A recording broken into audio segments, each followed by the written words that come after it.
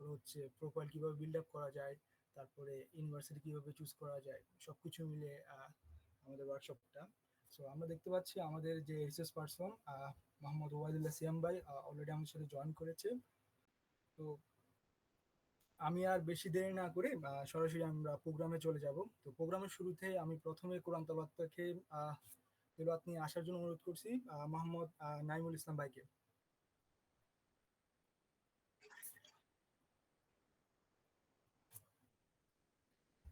ওকে,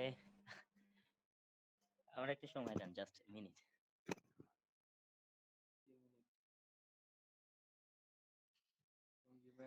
أعوذ بالله من الشيطان الرجيم. بسم الله الرحمن الرحيم.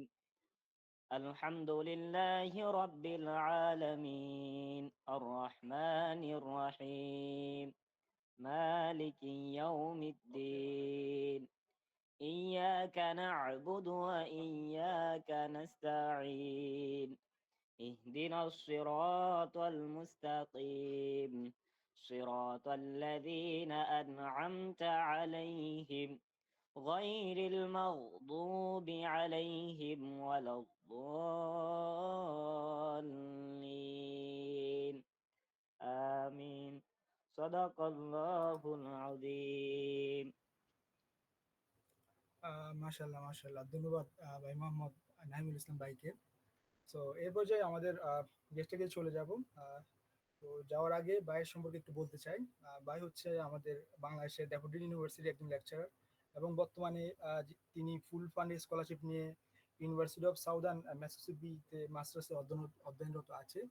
তো উনি graduate teaching assistant হিসেবে আছে। তো আমি এখন সরাসরি বাইরে চলে যাব। আসসালামু আলাইকুম ভাই। ওয়ালাইকুম আসসালাম, কি অবস্থা সবার?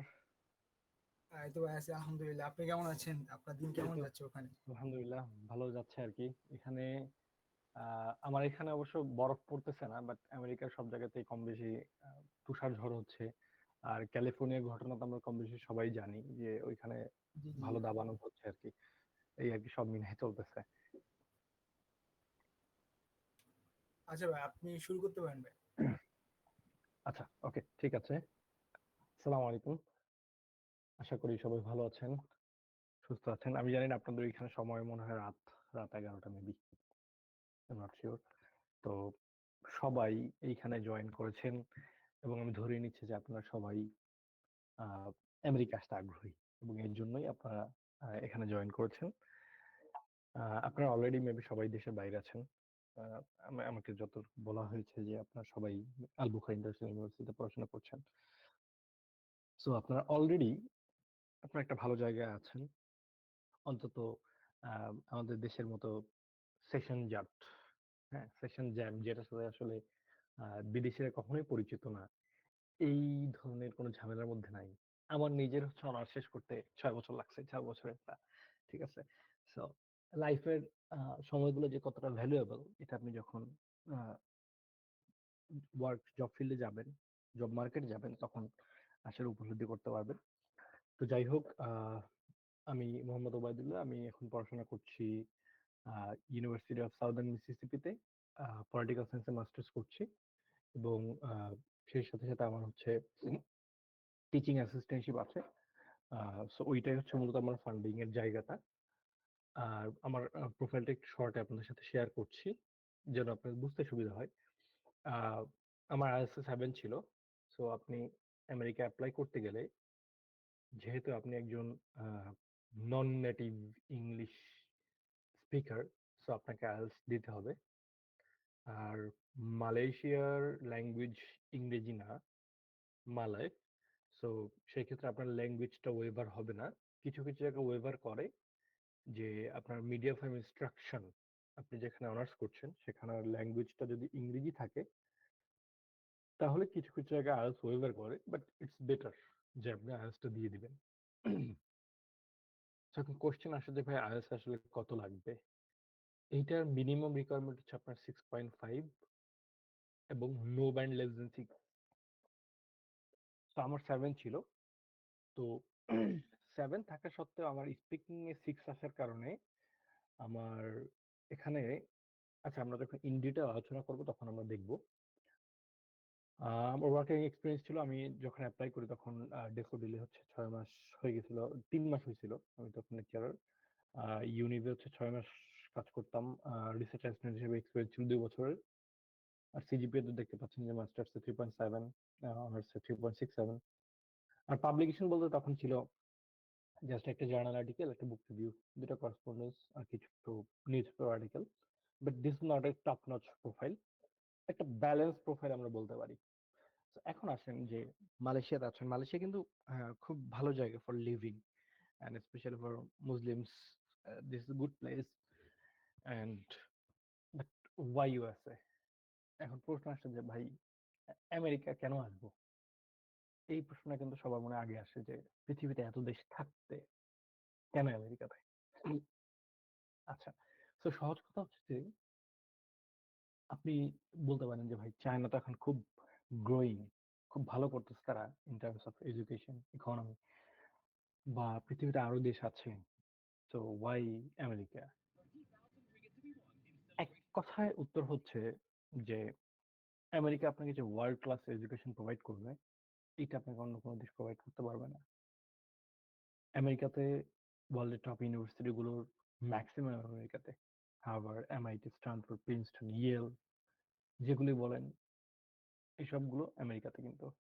এবং এদের একাডেমিক স্ট্যান্ডার্ড ট্রুলি হাই। আমার সাউদার্ন মিসিসিপি একটা R1 র্যাঙ্কের ইউনিভার্সিটি, খুব হাই র্যাঙ্ক না, বাট R1 এর মধ্যে, দ্যাটস গুড। এবং এরা যেই ট্রেনিং অ্যান্ড এডুকেশন প্রোভাইড করতেছে আসলে এক্সেলেন্ট। সো আমি মাঝে মাঝে ভাবি তাহলে টপ স্কুলগুলো কোন ধরনের এডুকেশন প্রোভাইড করে তারা। সেকেন্ডলি হচ্ছে যে you will have the diverse range of programs here.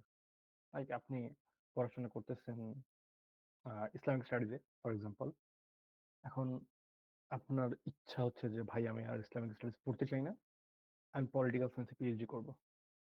এখন এইটা কি পসিবল? ডেফিনেটলি এটা পসিবল। আমি একজন ভাইকে চিনি, বোরহান ভাই, উনি হচ্ছেন ঢাবি ইসলামিক স্টাডিজ ছিলেন, এবং উনি এখানে পিএইচডি করতেছেন পলিটিক্যাল সায়েন্সে ইউনিভার্সিটি অফ মিজুরিতে। আমার এক ফ্রেন্ড আছে, হচ্ছে রাজশাহী ইউনিভার্সিটিতে ইসলামিক স্টাডিজ ছিল, এবং সে এইখানে ইউনিভার্সিটি অফ আরকানসাসে পলিটিক্যাল সায়েন্সে মাস্টার্স করতেছে। এবং আমার বরিশাল ইউনিভার্সিটির, আমি বরিশাল ইউনিভার্সিটি গ্রাজুয়েট, সো ওইখানে আমার পাবলিক অ্যাডমিনিস্ট্রেশন ছিল আমার ব্যাকগ্রাউন্ড। তো ওইখানে আমার ফ্রেন্ড ছিল, তার অনার্স মাস্টার্স পাবলিক অ্যাডমিনিস্ট্রেশনে। তো সে এইখানে একটা ইউনিভার্সিটিতে কম্পিউটার সায়েন্সের উপর মাস্টার্স করতেছে। মানে এইটা আপনি চিন্তা করেন যে বাংলাদেশে বসে এটা সম্ভব কিনা? আপনি চিন্তা করতে পারবেন না, মানে সম্ভবের কথা তো পরের ব্যাপার, বাট আপনি চিন্তা করতে পারবেন না যে এই সুযোগটা আছে কিনা। আমি বেশ কিছুদিন যাবত কিছু ইউনিভার্সিটি ঘাটাঘাটি করতেছিলাম, তো সেখানে ফ্যাকাল্টিদের মধ্যে দেখলাম এক লোককে দেখলাম, সে হচ্ছে থিওরিটিক্যাল ফিজিক্সে তার মাস্টার্স করা এবং পিএইচডি তার পলিটিক্যাল সায়েন্সে। সো আপনি চাইলে যে কোনো ফিল্ডে সুইচ করতে পারবেন, এইটা এখানে সম্ভব, খুব ভালোভাবে সম্ভব। আচ্ছা, এরপর আসেন, এবং আপনি অলমোস্ট অল ডিসিপ্লিন আমেরিকাতে পাবেন, আপনি যেই ব্যাকগ্রাউন্ডের হন না কেন। হ্যাঁ, আপনি স্টেমের হন, আপনি সোশ্যাল সায়েন্সের হন, বিজনেসের হন, সবকিছু এখানে অ্যাভেলেবেল। আচ্ছা, থার্ডলি হচ্ছে যে গ্লোবাল রিকগনিশন। আমেরিকান ইউনিভার্সিটির ডিগ্রি এর যে ভ্যালু, এটা আলাদাভাবে দেখা হয়, সেটা আপনার বিশ্ববিদ্যালয়ের মান বা র্যাঙ্কিং যেটাই হোক না কেন। আপনি যদি নর্থ আমেরিকান ডিগ্রি থাকে, হ্যাঁ ডেফিনেটলি আপনার প্রোফাইল ভালো থাকা লাগবে। বা ফর এক্সাম্পল আপনি ডেটা সায়েন্টিস্ট হতে চাচ্ছেন, তো আপনার ভালো ইউনিভার্সিটি ডিগ্রি আছে, বাট আপনি ডেটা সায়েন্সের কিছুই পারেন না, তাহলে তো হবে না। সো বাট গ্লোবাল রিকগনিশন একটা ব্যাপার আছে এখানে। আর এখানকার রিসার্চ অপরচুনিটি এক্সেলেন্ট, ডেফিনেটলি যে কোনো জায়গার চেয়ে। আমি ওই দিন শুনতেছিলাম যে ভাই বলতেছিলেন যে রাশিয়াতে পিএইচডি তে খুব ভালো ট্রেনিং দিচ্ছে না। হ্যাঁ, ডেফিনেটলি তাদের পিএইচডি মান ভালো, কিন্তু যে ট্রেন আপটা করা দরকার সেটা হচ্ছে না। বাট এইটা আসলে এখানে হয় না। এরপর হচ্ছে আপনারা অলরেডি মালয়েশিয়াতে আছেন, সেখানে ডিফারেন্ট কালচার, বাংলাদেশের বাইরেও অনেক দেশ থেকে স্টুডেন্টরা আসে। সো কালচারাল ডাইভার্সিটিটা এখানে সবচেয়ে বেশি পাবেন আমার মনে হয়। আর এডুকেশন সিস্টেমটা ফ্লেক্সিবল, ডেফিনেটলি ফ্লেক্সিবল। এখানে কোর্স ওয়ার্ক গুলো আপনি চাইলে ওপেন কোর্স ক্রেডিট সিস্টেম যে কোনো সময় আপনি চাইলেই হচ্ছে কোর্স লোড চেঞ্জ করতে পারবেন। লাইক আমি চাইলে আমি এখন ফর এক্সাম্পল আমি হচ্ছে সাইকোলজির একটা কোর্স নিতে চাই, আমার ব্যাকগ্রাউন্ড পলিটিক্যাল সায়েন্স, আমি কিন্তু চাইলে সাইকোলজি কোর্স নিতে পারবো, এটা পসিবল। আচ্ছা, দেন প্রচুর পরিমাণে স্কলারশিপ এন্ড ফান্ডিং অপরচুনিটি আছে। লাইক আপনার টিএশিপ বা আরএশিপ এর মাধ্যমে ফান্ডিং হয় ইউজুয়ালি। এগুলো ছাড়াও আপনার হচ্ছে যে কোনো ফান্ডিং লাইক ট্রাভেল গ্রান্ট, আপনি একটা কনফারেন্সে অ্যাপ্লাই করছেন, সো আপনার ওইখানে যাওয়ার জন্য কিছু গ্রান্ট লাগবে, টাকা লাগবে, সো আপনি টাকার জন্য অ্যাপ্লাই করতে পারবেন ইউনিভার্সিটিতে। সো বড় বড় জায়গায় আরো অনেক অপরচুনিটি আছে। আর এই তো মোটামুটি এগুলোই হচ্ছে। এবং এবং ডেফিনেটলি ইংলিশ প্রফিসিয়েন্সি ইমপ্রুভ হবে। লাইক আমি এখানে আসার আগে আমার ইংরেজির যে অবস্থা ছিল, এখন এই অবস্থাটা কি বলে ইমপ্রুভমেন্ট হয়েছে বলতে ফ্লুয়েন্সি বাড়ছে, আমার রাইটিং ক্যাপাসিটি, রাইটিং স্কিল বাড়ছে। এবং মোর ইম্পর্টেন্টলি যে আমি যখন পিএইচডি তে অ্যাপ্লাই করবো তখন আমাকে আর আইএলটিএস এ বসতে হবে না, বিকজ আমি একটা ইংলিশ স্পিকিং কান্ট্রিতে আমি একটা ডিগ্রি অর্জন করতেছি। আচ্ছা, এবং জব মার্কেট অপরচুনিটি ক্ষেত্রে বলেন, ধরেন আপনার আপনার Apple, Google, Meta, Amazon, Microsoft, Tesla, IBM, Intel সবকিছু তো আমেরিকাতে, তাই না? পৃথিবীর জায়ান্ট টেক কোম্পানিগুলো, আই মিন যারা টেক ব্যাকগ্রাউন্ড আছেন, কিংবা আসলে টেক ব্যাকগ্রাউন্ড বলা ভুল, বিকজ আমি হচ্ছে ওই দিন দেখলাম যে ইউনিভার্সিটি অফ ইলিনয় পলিটিক্যাল সায়েন্সে পিএইচডি করা, তো সে হচ্ছে অ্যাপলে কাজ করতেছে ডেটা সায়েন্টিস্ট হিসেবে। আই মিন এখানে সবকিছু পসিবল, বাট আপনার নিজেকে সেভাবে গড়ে তুলতে হবে, ঠিক আছে? আপনার এখানে আন্ডার গ্রাজুয়েটে আছেন, সুন্দরভাবে পড়াশোনা করে শেষ করেন ওখানে, এবং শেষের দিকে এসে আমেরিকাতে অ্যাপ্লাই করবেন, ইনশাল্লাহ হয়ে যাবে। সো এখন কথা হচ্ছে যে আহ, কিভাবে আসলে অ্যাপ্লিকেশন প্রসেসটা আমরা আহ, শুরু থেকে শেষ পর্যন্ত করব। ওকে, বাট এর আগে আপনাদের কোনো কোশ্চেন আছে কিনা? মানে যতটুকু কথা বললাম আর কি এর মধ্যে, যে কেন আমেরিকা, এর মধ্যে কোনো কোশ্চেন আছে কিনা?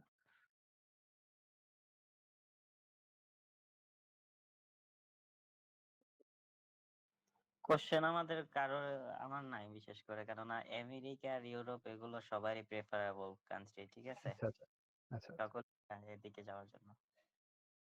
ওকে। আচ্ছা, আমরা তাহলে হচ্ছে আচ্ছা, আচ্ছা জি। কারো যদি কোশ্চেন থাকে তাহলে করতে পারেন হ্যান্ড রেজ করে।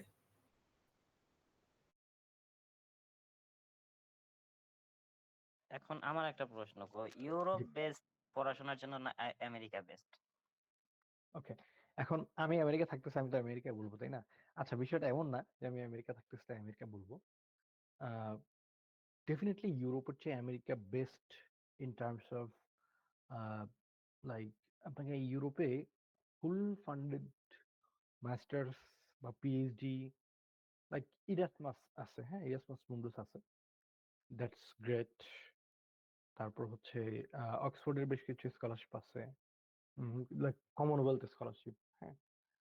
কিন্তু মানে আমি আমি আমার ডিসিপ্লিনটা বলতে পারি, আমার ডিসিপ্লিনে ইউরোপে বেশ ভালো ভালো ইউনিভার্সিটি আছে পলিটিক্যাল সায়েন্সে, লাইক সায়েন্সেস পো আছে ফ্রান্সে, অক্সফোর্ড, ক্যামব্রিজ, এলএসি আছে ইউকেতে।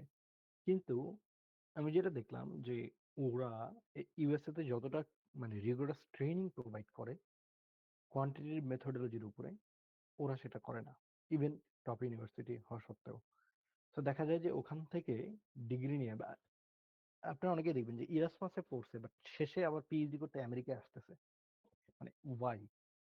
বিকজ এখানে আপনার অপরচুনিটিটা খুব বেশি, এখানে বেটার দেন ইউরোপের চেয়ে বেটার এডুকেশন প্রোভাইড করা হয়, এবং এখানে যে সিটিজেনশিপের যে ব্যাপারটা, এইটাও কম্পারেটিভলি সহজ ইন টার্মস অফ ইউরোপ।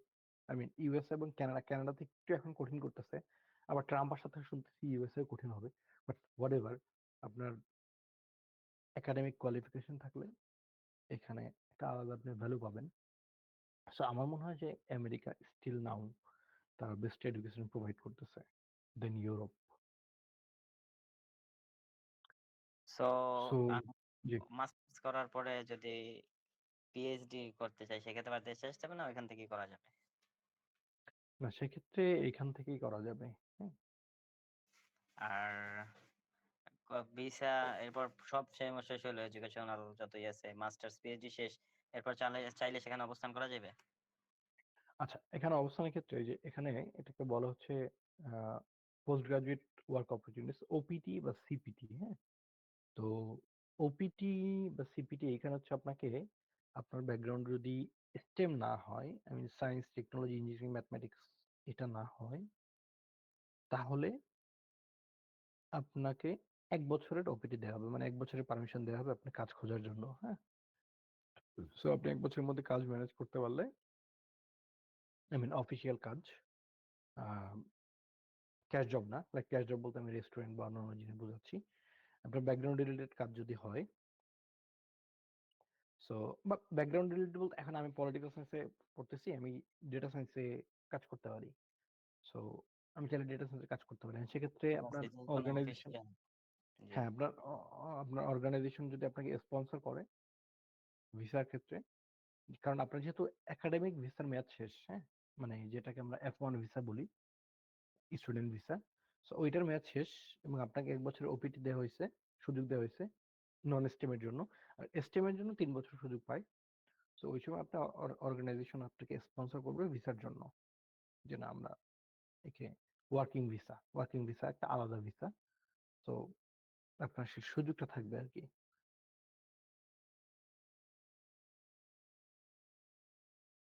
ওকে ভাই, ধন্যবাদ। এখন আগে বাড়ান তাহলে আরো। আচ্ছা আচ্ছা, ঠিক আছে। আচ্ছা, আর কারো কোশ্চেন থাকলে আমরা শেষে নিব। এখন আমরা নেক্সট ওকে প্রসিড ওকে, হচ্ছি। ইনশাল্লাহ, ঠিক আছে। আচ্ছা, আমাদের এখন আমরা আসলে সো একটু এখান থেকে আসি। এখানে আসলে কোন ধরনের স্কলারশিপ অ্যাভেলেবল, হ্যাঁ, টাইপস অফ স্কলারশিপ কি কি আছে আসলে, এটা হচ্ছে একটা ব্যাপার। সো প্রথমে আমি যদি বলি যে ইউনিভার্সিটি স্কলারশিপ কিছু আছে, হচ্ছে government scholarship, like Fulbright foreign student program. ফুল ব্রাইটের নাম কম বেশি সবাই শুনছেন। এটা খুব আমেরিকার প্রেস্টিজিয়াস স্কলারশিপ, এটা আমেরিকার গভর্নমেন্ট দেয়, বাট এটা খুব রেয়ার, খুব অল্প কিছু মানুষজন পায়। সো আমরা ফুল ব্রাইট নিয়ে আলোচনা করব না, আমরা এক্সটার্নাল স্কলারশিপ আছে, দুনিয়াতে আসলে স্কলারশিপের অভাব নাই, আমেরিকাতে প্রচুর স্কলারশিপ ফেলোশিপ এগুলো আছে। বাট আমরা যেটা আলোচনা করবো যে ইউনিভার্সিটি স্পেসিফিক স্কলারশিপ। হ্যাঁ, ইউনিভার্সিটি স্পেসিফিক স্কলারশিপ গুলো কি আসলে, এইখানে যদি আপনাকে দেখাই। ওকে, সো এইখানে 3 ধরনের স্কলারশিপ আপনি মেইনলি পাবেন ইউএসএ তে: টিএ, আরএ, গ্রাজুয়েট ফেলোশিপ। টিএটা হচ্ছে টিচিং অ্যাসিস্ট্যান্টশিপ, মানে আমি যেটা, ও টিচিং অ্যাসিস্ট্যান্ট। আরএশিপ রিসার্চ অ্যাসিস্ট্যান্টশিপ বা গ্রাজুয়েট ফেলোশিপ। টিচিং অ্যাসিস্ট্যান্ট আপনাকে আসলে কি করতে হয়? টিচিং অ্যাসিস্ট্যান্টে ইউজুয়ালি আপনাকে হচ্ছে, ফার্স্ট অফ অল আপনি টিচিং অ্যাসিস্ট্যান্ট মানে কি? আপনি একজন টিচারের অ্যাসিস্ট্যান্ট, তাই না? তো একজন টিচার যে কাজ করে আপনি একই কাজ করবেন। আপনি কি করবেন? আপনি স্টুডেন্টদের খাতা দেখবেন, মানে গ্রেডিং করবেন, ল্যাব নিবেন, ল্যাবে উপস্থিত থাকবেন, মাঝে মাঝে হয়তো লেকচার দিবেন। ওই আপনার বিভিন্ন সফটওয়্যার আছে, আপনাদের কি ইউজ করে জানি না, আমেরিকাতে ক্যানভাস ইউজ করে গ্রেডিং অ্যাসাইনমেন্ট সাবমিশন এগুলোর জন্য। তো এই ফর্মগুলো আপনাকে ম্যানেজ করতে হবে। এই তো, এই কাজ। So, এটা আপনার লাভটা কি? প্রথম লাভ হচ্ছে যে আপনাকে আহ, আপনি আমেরিকায় একটা টিচিং এক্সপিরিয়েন্স পাচ্ছেন, that is great for your future. আর সেকেন্ডলি হচ্ছে আপনাকে এই টিচিং অ্যাসিস্ট্যান্টশিপের জন্য আপনার টিউশন ফি ফুল ওয়েভার থাকবে। যেমন ধরেন আমার পার সেমিস্টার টিউশন ফি $11,000। সো এইটা কিন্তু আমি ওয়েভার পাচ্ছি পুরোপুরি। আমি একটা মান্থলি স্টাইপেন্ড পাচ্ছি। স্টাইপেন্ডটা এটা আসলে ভ্যারি করে ইউনিভার্সিটি ইউনিভার্সিটি। পিএইচডি স্টুডেন্টদের জন্য দেখা যায় যে 2,000 থেকে আপনার প্রায় 3,500 পর্যন্ত দেয়। আর মাস্টার্সে 1,000 থেকে 1,800-র মধ্যে দেয়। এবং মাঝে মাঝে হেলথ ইন্স্যুরেন্স ফুললি দেয় অথবা পার্সিয়াল দেয়, যেমন আমার হেলথ ইন্স্যুরেন্স পার্সিয়ালে দেয়। আর কিছু হেলথ ইন্স্যুরেন্স আমার স্টাইপেন্ড থেকে কেটে নেয়। আচ্ছা, এরপর আসেন আরএশিপ, মানে রিসার্চ অ্যাসিস্ট্যান্টশিপ। তো এই জায়গায় আপনি কি করবেন? আপনি একজন প্রফেসরের সাথে তার রিসার্চ প্রজেক্টে কাজ করবেন। যেমন ধরেন আমি এখানে একজন প্রফেসর, আপনি আমার আরে, তো আপনি কি করবেন? আমার এই প্রজেক্টে আপনি, আমি বললাম যে তুমি একটা লিটারেচার রিভিউ করে আনো। এই বিষয়ের উপরে, অথবা তুমি পাইথন পারো, তুমি পাইথন দিয়ে এই ডেটাগুলো অ্যানালাইসিস করো, বা তুমি হচ্ছে একটা মডেল তৈরি করো, স্ট্যাটিস্টিক্যাল মডেলিং করো, অথবা আমার ল্যাবে তুমি কাজ করো। সো ইউজুয়ালি একজন রিসার্চার যে কাজ করে, একজন অ্যাসিস্ট্যান্ট ওই একই কাজ করে। সো এখানে যেটা হয় যে আপনি এখানে আসার পরেই, মানে আপনি ইউনিভার্সিটিতে জয়েন করার পরে আপনি প্রফেসরের সাথে, আপনার যে প্রফেসরের আন্ডার আপনাকে আরএসি হিসেবে নেওয়া হয়েছে সেই প্রফেসরের সাথে আপনি কাজ করবেন। সো এখানে হয় কি, আপনাকে ফুল টিউশন ওয়েভার দেয়, মাস শেষে টাকা দেয়, হেলথ ইন্স্যুরেন্স দিবে। আর ফেলোশিপ দ্য মোস্ট লুক্রেটিভ আমি বলবো। এখানে কোনো কাম কাজ নাই, আপনার কিছু করতে হবে না, আপনি আসবেন, টাকা দিবে তারা মাস শেষে, এই এটাই। তো অনেকে যেটা হয় যে আরআইশিপ এন্ড ফেলোশিপ একসাথে পায়, অথবা টিএশিপ এন্ড ফেলোশিপ একসাথে পায়, ঠিক আছে? So এর মধ্যে কারো কোনো কোশ্চেন আছে কিনা? তাইলে হচ্ছে আপনারা একটা কাজ করবেন, কোশ্চেন গুলো হচ্ছে লিখে রাখতে পারেন, নোট ডাউন করে রাখতে পারেন, দেন আমরা কোশ্চেন আনসার সেশনে সেটা নিতে পারবো। জি ভাই, আমরা চ্যাট বক্সেও আমরা দিতে পারি, হ্যাঁ, পরে আমরা চ্যাট বক্সে ইনশাআল্লাহ। যেটা ভালো হয় যে চ্যাট বক্সে আপনারা কোশ্চেন গুলো ড্রপ করেন, দেন আমাদের মডারেটর যিনি আছেন উনি সেগুলোকে আলাদা করে রাখবেন। ওকে, সো এখন যেটা আলোচনা, যে আমরা আসলে একটা ফ্লো চার্টটা দেখি যে আসলে কিভাবে শুরু থেকে শেষ পর্যন্ত আমরা করব। ফার্স্ট অফ অল আপনাকে প্রিপারেশন নিতে হবে। ভাই কবে থেকে প্রিপারেশন নিব? মোস্ট ফ্রিকুয়েন্টলি আস্ক কোশ্চেন, যে ভাই কবে থেকে প্রিপারেশন নিব? আপনারা সবাই তো অনার্স অনার্স করতেছেন তাই না, নাকি? জি ভাই, কিছু এক দুইজন ভাই মাস্টার্স করতেছে আমার আছে। ওকে, ফাইন। সো আপনারা অলরেডি প্রিপারেশন নিচ্ছেন, ঠিক আছে? আপনারা অনার্স করতেছেন বা মাস্টার্স করতেছেন, মানে আপনারা অলরেডি প্রিপারেশন নিচ্ছেন, বিকজ আপনার অ্যাপ্লিকেশন করতে প্রথম যেটা লাগবে সেটা হচ্ছে আপনার রেজাল্ট। এখন প্রশ্ন হচ্ছে ভাই রেজাল্ট কত লাগবে? এটা খুব গুরুত্বপূর্ণ প্রশ্ন। Result, CGPA doesn't matter, but CGPA matters sometimes. For example, আপনি মানে বড় স্বপ্ন দেখেন, আপনি স্ট্যানফোর্ডে অ্যাপ্লাই করবেন। স্ট্যানফোর্ডে ওয়েবসাইটে গেলে দেখবেন যে ওরা লিখে দেয় যে আমাদের এভারেজ যে অ্যাপ্লিক্যান্ট এদের সিজিপি হচ্ছে 3.8। তো এখন এখানে আপনার চান্স হওয়ার পসিবিলিটি খুব কম যদি আপনার সিজিপি 3 পয়েন্টের নিচে থাকে। আচ্ছা, তো আই উড সে যে 3.5 হচ্ছে একটা স্ট্যান্ডার্ড সিজিপিএ আউট অফ 4 এ। যদি এটা না থাকে তাতে কোনো সমস্যা নাই, কারণ আপনার এইখানে হলিস্টিক রিভিউ করা হয়, শুধুমাত্র সিজিপি এর উপরে না। আপনার জিআরই স্কোর আছে কিনা, আইএলটিএস এ কত আছে, আপনার সিভি কতটুকু ওয়েটেড, আপনার এসওপিটা কতটুকু ভালো, এলওআরটা কতটুকু স্ট্রং, পাবলিকেশনস আছে কিনা, এই বিষয়গুলো, হলিস্টিক বিষয়গুলোর উপর ডিপেন্ড করবে আপনার স্কলারশিপ এন্ড অ্যাডমিশন। সো আপনাকে এই এই বিষয়গুলোর উপর প্রিপারেশন নিতে হবে। এখন যারা অনার্সের শুরুর দিকে আছেন বা যাদের রেজাল্ট আরো আপ করার সুযোগ আছে, রেজাল্ট আপ করতে থাকেন, বাড়াইতে থাকেন, সমস্যা নাই। যাদের রেজাল্ট অলরেডি ডাউন হয়ে গেছে, ভাই ডাউন হয়েছে, কিছু করার নাই, আপনি আইএলটিএস একটা কোপ দেন, আপনি জিআরই দেয়া লাগলে জিআরই তে একটা কোপ দেন, ঠিক আছে? আপনি পাবলিকেশন করেন, আপনি প্রজেক্ট করেন, আপনার এসওপিটাকে স্ট্রং করে তোলেন, আপনার এলওয়ারটাকে স্ট্রং করেন।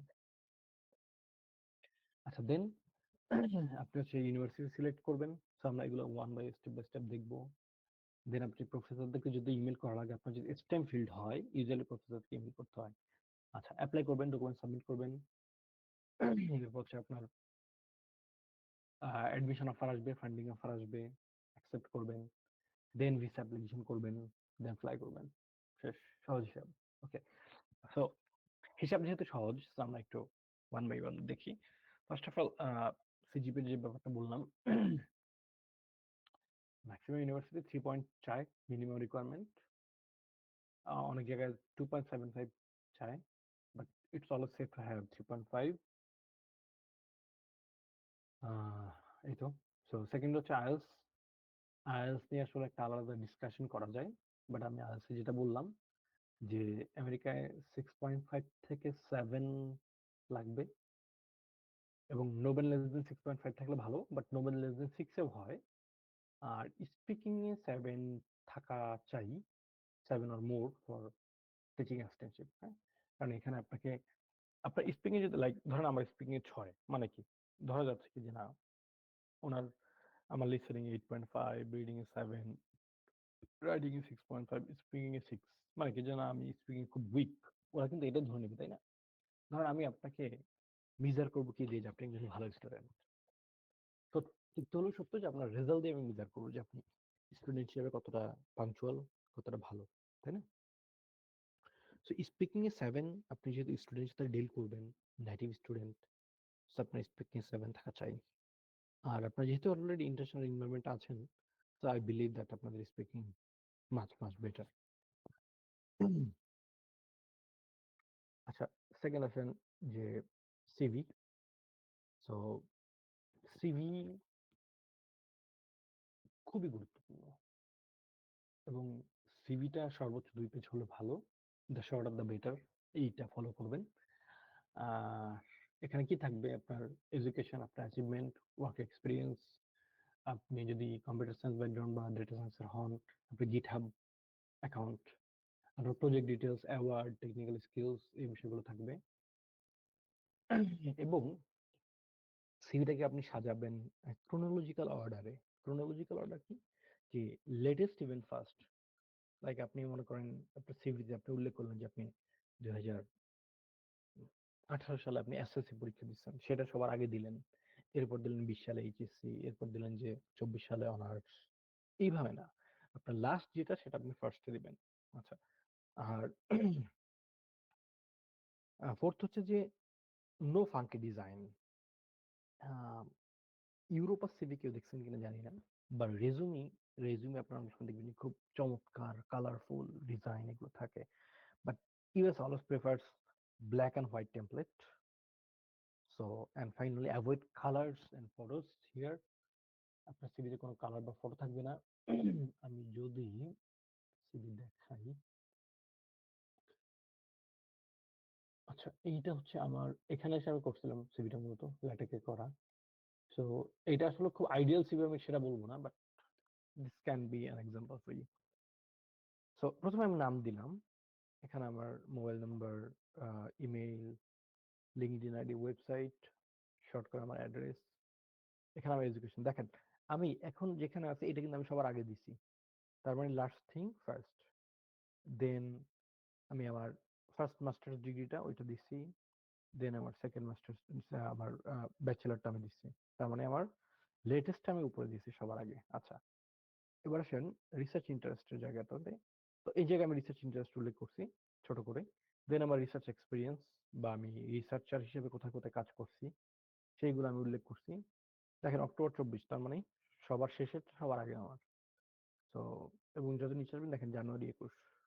আচ্ছা, এবার আসেন টিচিং এক্সপিরিয়েন্স। সো আমি গ্রাজুয়েট টিচিং অ্যাসিস্ট্যান্ট একজন প্রফেসরের। তো এটা স্প্রিং 24-এ, তো এই জন্য আমি এটা সবার আগে দিচ্ছি। এবং আমি ছোট করে উল্লেখ করছি যে আমি এখানে আসলে কি করছি। হ্যাঁ, লাইক আমি এখানে ডিসকাশন সেশন কন্ডাক্ট করছি, অ্যাসাইনমেন্ট গ্রেড করছি এই কোর্সের জন্য। হ্যাঁ, এবং অফিস আওয়ার হেল্প করছিলাম, স্টুডেন্টকে গাইড করছি রিসার্চ প্রজেক্টে। দেন আমি যে ডেফোডিলে ছিলাম ওই সময়তে লেকচারার, সো সেটা আমি উল্লেখ করছি যে জানুয়ারি 24 থেকে জুলাই 24। আচ্ছা, দেন আমি আমার পাবলিকেশন গুলো উল্লেখ করেছি। তো এখানে সিলেক্টেড, কারণ আমার সব পাবলিকেশন এখানে উল্লেখ করার দরকার নাই। তো আমার পাবলিকেশনের মধ্যে আমি journal articles, book chapters, book reviews, এখানে newspaper publications, if you have you can mention this, otherwise দরকার নাই। এখানে আমি আমার training experience, workshop and course কি কি করছি সেগুলো উল্লেখ করছি। লাইক স্ট্যাটিস্টিক্স, স্ট্যাটা এটা আমি করছি, এমভিভো কোর্স করছিলাম। এরপর আপনার যদি কোনো ফান্ডিং থাকে, লাইক আপনারা অলরেডি মালয়েশিয়াতে আছেন, আপনার ইউনিভার্সিটি থেকে আপনি ফান্ডিং পাচ্ছেন বা পাইছেন, সেটা আপনি উল্লেখ করতে পারেন উইথ অ্যামাউন্ট। আপনার স্কিল যদি থাকে, টেকনিক্যাল স্কিল, লাইক আপনি এক্সেল পারেন, স্পেসেস, স্ট্যাটা আর এগুলো পারেন, সো এগুলো উল্লেখ করবেন। রাইটিং টুলস, রিসার্চ স্কিল, এটাই যে একটা আপনার কি বলে আদর্শ সিভি এমন না, আপনি গুগল ঘাটলে লাইক হার্ভার্ড সিভি লিখে সার্চ দিলে আপনি অনেক ভালো ভালো সিভি পাবেন। হ্যাঁ, আর রেফারেন্স এখানে হচ্ছে আপনার, এটা দেওয়া ম্যান্ডেটরি না, আমি আসলে দিয়ে রাখছি, বাট এটা আপনি চাইলে উল্লেখ করতে পারেন বা না উল্লেখ করতে পারেন। এবং আমেরিকার সিভি গুলো অলমোস্ট সেম ধাঁচের হয়। হ্যাঁ, আমি যদি আপনাদেরকে আরেকটা সিভি দেখাই, আচ্ছা এই যে এই লোক বিবেক আচার্য, মেবি ইন্ডিয়ান আর নেপালিজ, আই ডোন্ট নো, নিউ মেক্সিকোর। তো উনি দেখেন ওনার লেটেস্ট যেটা ইউনিভার্সিটি অফ নিউ মেক্সিকোতে পিএইচডি করতেছে পলিটিক্যাল সায়েন্সে, তো সেটা উনি সবার আগে দিচ্ছে। হ্যাঁ, এরপর নিউ মেক্সিকোতে মাস্টার্স করছে, এর আগে নিউ মেক্সিকোতে ইকোনমিক্সে মাস্টার্স করছে, এর আগে লুইজিয়ানাতে এমবিএ করছে, এর আগে কাঠমান্ডুতে ছিল, আচ্ছা সে নেপালিজ, কাঠমান্ডুতে সে ব্যাচেলার করছে। আচ্ছা, তো তার সে হচ্ছে এরিয়া অফ এক্সপার্টিস উল্লেখ করছে, like text mining and analysis আর time series analysis, network analysis. তো তার এক্সপার্টিস গুলো উল্লেখ করছে, সে কোথায় কোথায় তার এক্সপিরিয়েন্স ছিল সেগুলো উল্লেখ করছে। হ্যাঁ, সো এক্সপার্টিস সিভি একটু বড় হইতেই পারে, সে অনেক কাজ টাজ করছে, যে প্রজেক্ট গুলো উল্লেখ করছে সে, তারপর তার থিসিস টাইটেল উল্লেখ করছে। হ্যাঁ, তারপর সে কি কি রিসার্চে কাজ করছে সেগুলো উল্লেখ করছে, স্কিল উল্লেখ করছে, এই যে অনার্স এন্ড অ্যাওয়ার্ড উল্লেখ করছে, লাইক আপনি একটা স্কলারশিপ পাইছেন। হ্যাঁ, ধরে নিলাম যে for example Mahathir Mohamad scholarship, so আপনি কিন্তু সেটা চাইলে উল্লেখ করতে পারেন। সো অলমোস্ট সব সিভির ফরম্যাটই এক, আপনাকে জাস্ট আপনার সিভিটা আপনার নিজের মতো করে একটু সাজাইতে হবে আর কি। হ্যাঁ, সো সিভি নিয়ে যদি কারো কোনো কোশ্চেন থাকে সেটা আপনারা চ্যাট বক্সে দিতে পারেন। এরপর আসেন গুরুত্বপূর্ণ একটা জিনিস, সেটা হচ্ছে statement of purpose. Statement of purpose কি, এইটা হচ্ছে আপনার প্রশ্ন। হ্যাঁ, যে ভাই আসলে স্টেটমেন্ট অফ পারপাসটা কি জিনিস?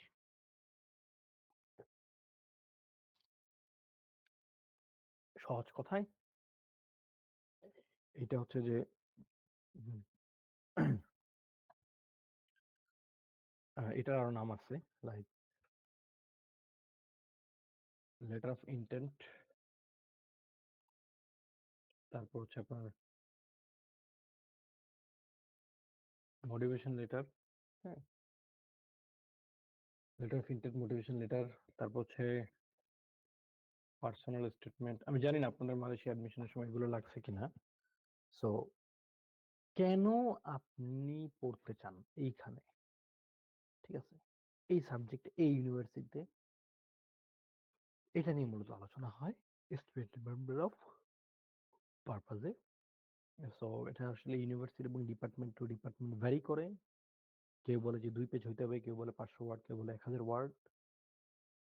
তো এইখানে বেশ কিছু বিষয় উল্লেখ করা লাগে, আর কিভাবে আপনি এই ফিল্ডে ইন্টারেস্টেড হইলেন, আপনি কেন এই ইউনিভার্সিটি চুজ করতেছেন, এই ইউনিভার্সিটি আপনাকে নিলে কি লাভ। একজন শ্রদ্ধা ভাই বলতেন যে এসওপিটা হচ্ছে নিজের ঢোল নিজে পেটানো, নিজের মার্কেটিং, নিজের ব্র্যান্ডিং করা। আমরা অনেক সময় নিজের ব্র্যান্ডিং করি, এবং this is the era of self branding. আপনার ঢোল অন্য কেউ পিটা দিবে না। হ্যাঁ, specially if you are in academia. আপনি যদি প্রিয় অভিভাবক হন সেটা ভিন্ন কথা, আই মিন পলিটিক্যাল লোকজন হন সেটা একটা আলাদা ব্যাপার। তাহলে আপনাকে লোকজন নিয়ে আপনার সাথে সেলফি তুলবে, ফেসবুকে স্ট্যাটাস দেবে যে প্রিয় অভিভাবক। বাট আপনি একাডেমিশিয়ান হলে খুব একটা এগুলো পাবেন না। তো এই জায়গাটাতে আপনার নিজের ঢোল নিজে পিটাইতে হবে, নিজের গুণগান নিজের গাইতে হবে, এবং সেই গাওয়ার জায়গাটা হচ্ছে এসওপি। আপনি কে, আপনি কি করছেন এখন পর্যন্ত, আপনার এক্সট্রাঅর্ডিনারি কোয়ালিটি কি, আপনি কেন অন্যদের চেয়ে আলাদা, আপনি এখন পর্যন্ত কি কি অ্যাচিভমেন্ট আছে আপনার, এবং ইউনিভার্সিটির লাভটা কি আপনাকে নিলে।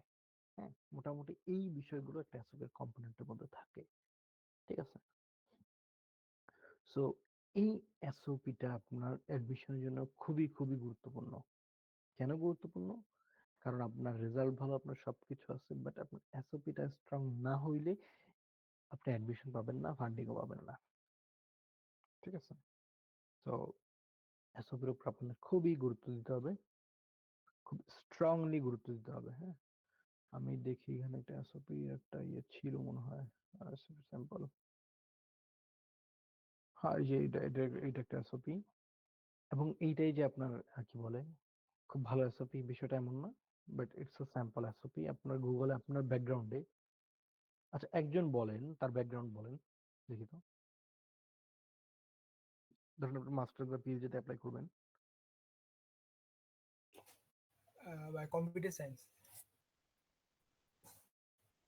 ওকে, আমরা একটু গুগলে হেল্প নিই তাহলে।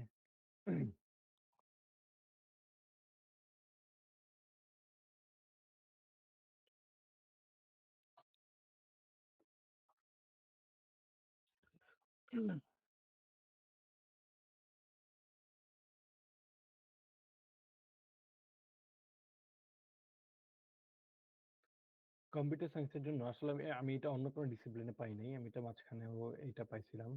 কম্পিউটার সায়েন্সের জন্য বিশাল একটা এটা অনেকটা গিটহাবের মতো। আচ্ছা, তো এইখানে টনস অফ এসওপিস এবং সব সাকসেসফুল এসওপি, হ্যাঁ। ফর এক্সাম্পল আমি যদি জাওফিং জাওফিং ইউ ওর এসওপিটা দেখতে চাই, আমি এখানে ক্লিক করলে দেখেন ওর এসওপির লিঙ্ক আসতেছে কেন।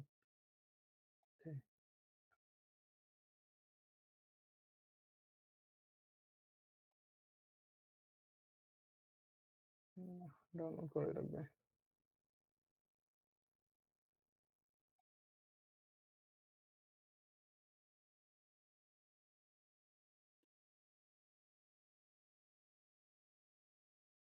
দেখেন জাভের ওর এসওপিটা এখানে সে দিয়ে দিছে। সে হচ্ছে ন্যাচারাল ল্যাঙ্গুয়েজ প্রসেসিং বা এনএলপির উপরে সে অ্যাপ্লাই করছিল মেবি, হ্যাঁ। এবং এখানে সে ওভারঅল উল্লেখ করছে যে লাইক দেখেন এখানে সে পয়েন্ট করছে যে জেনারেলাইজেবিলিটি, এফিসিয়েন্সি, সে এখানে রেফারেন্স দিছে। এটা আসলে এক একজন এক এক ভাবে লেখে, বাট কম্পিউটার সায়েন্সের জন্য এটা একটা মানে বিশাল ভান্ডার আমি বলবো। দেখেন এই যে অনন্য আপ্পান, সে হচ্ছে কি ক্রিপ্টোগ্রাফির উপর ইউনিভার্সিটি এলিনা আরবানা শ্যাম্পেনে আছে। এই যে উনি কিম, সে হচ্ছে এনএলপি তে আছে কার্নেগি মেলন ইউনিভার্সিটিতে। এআই ফর সায়েন্স, সে হচ্ছে university of North Carolina Chapel হিলে আছে। সো আপনি এখানে ক্লিক করলেই কিন্তু তার এসওপিটা লাইক সে হচ্ছে কম্পিটিশনাল সোশ্যাল সায়েন্স, হ্যাঁ। এখানে সে ধরেন এখন আমি যদি যাই এখানে দেখেন পিএইচডি ইন ইনফরমেশন সায়েন্সে সে পিএইচডি করতেছে। সো এইখানে তার এসওপিটা দেয়া আছে। চমৎকার চমৎকার এসওপি হচ্ছে আপনার এখানে দেয়া আছে, আপনি পড়বেন। এবং এটা এটা আমি বলবো যে কম্পিউটার সায়েন্স স্টুডেন্টের একটা বড়, আপনার ইন্টারেস্টেড ফিল্ড যদি এনএলপি হয়, এনএলপি নিয়ে প্রচুর এসওপি এখানে আছে দেখেন। NLP, NLP ML, NLP ML. So computer সায়েন্সের স্টুডেন্টের জন্য আমি বলবো যে এটা একটা মানে ব্লেজিং, কারণ খুব বড় একটা জায়গা এটা। আমি এটা আপনাদেরকে ইয়েতে দিয়ে রাখতেছি চ্যাট বক্সে।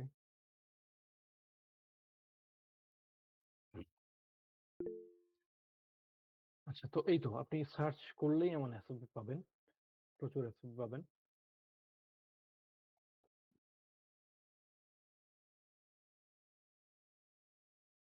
সো এটা এসওপি গেল। এবং গুরুত্বপূর্ণ যেটা আপনার এসওপির জন্য আহ, আলাদা আলাদা ইউনিভার্সিটির জন্য আলাদা এসওপি করবেন। আমরা অনেক সময় যেটা করি, এবং I made this mistake when when I was applying the US, যে একটা এসওপি করছি আমি, তো ওই এসওপিটা একটু কাটছাট করে আমি অন্য ইউনিভার্সিটি দিয়ে দিচ্ছি, বাট এটা কিন্তু প্রবলেমেটিক। প্রবলেমেটিক কোন জায়গাটায় হয় আমি বলি আপনাকে। আমার এমন হয়েছে যে আমি ধরেন আমি অ্যাপ্লাই করলাম ইস্টার্ন ইলিনয় ইউনিভার্সিটিতে। সো আমি ওয়েস্টার্ন ইলিনয় বা ইলিনয় স্টেট অ্যাপ্লাই করব। তো আমি আগের এসওপিটাই কাটছাট করতে গিয়ে আমি যেটা করলাম যে আমি ৩-৪ জায়গায় আমি ধরেন ইস্টার্ন ইউনিয়ন নাম লিখছি, হ্যাঁ। তো এর মধ্যে এক জায়গায় কোনোভাবে ওই নামটা রয়ে গেছে। এটা হয় অনেক সময়। প্লাস আপনার ওই ইউনিভার্সিটির প্রোগ্রামটা আপনাকে ঘাটতে হবে যে তারা আসলে ওই প্রোগ্রামে কি চায়, ধরেন তাদের এসওপি এর রিকোয়ারমেন্ট কি, হ্যাঁ। ফর এক্সাম্পল ধরেন MIT computer science PhD admission requirements, হ্যাঁ।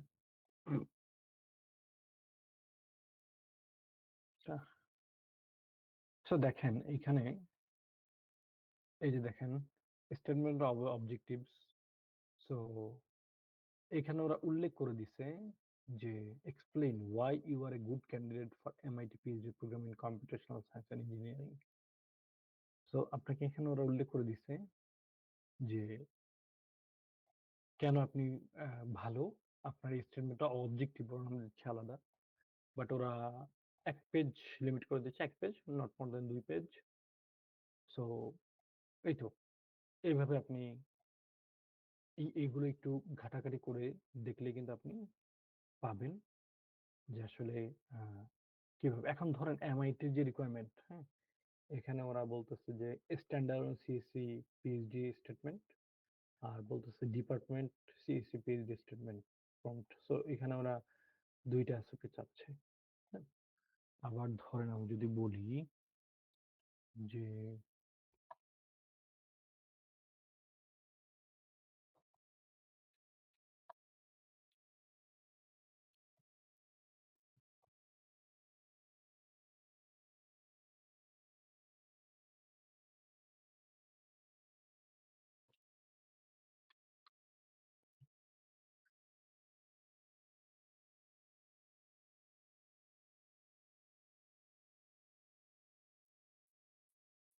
ওকে, এখানে কোথায় সেই অ্যাডমিশন রিকোয়ারমেন্ট?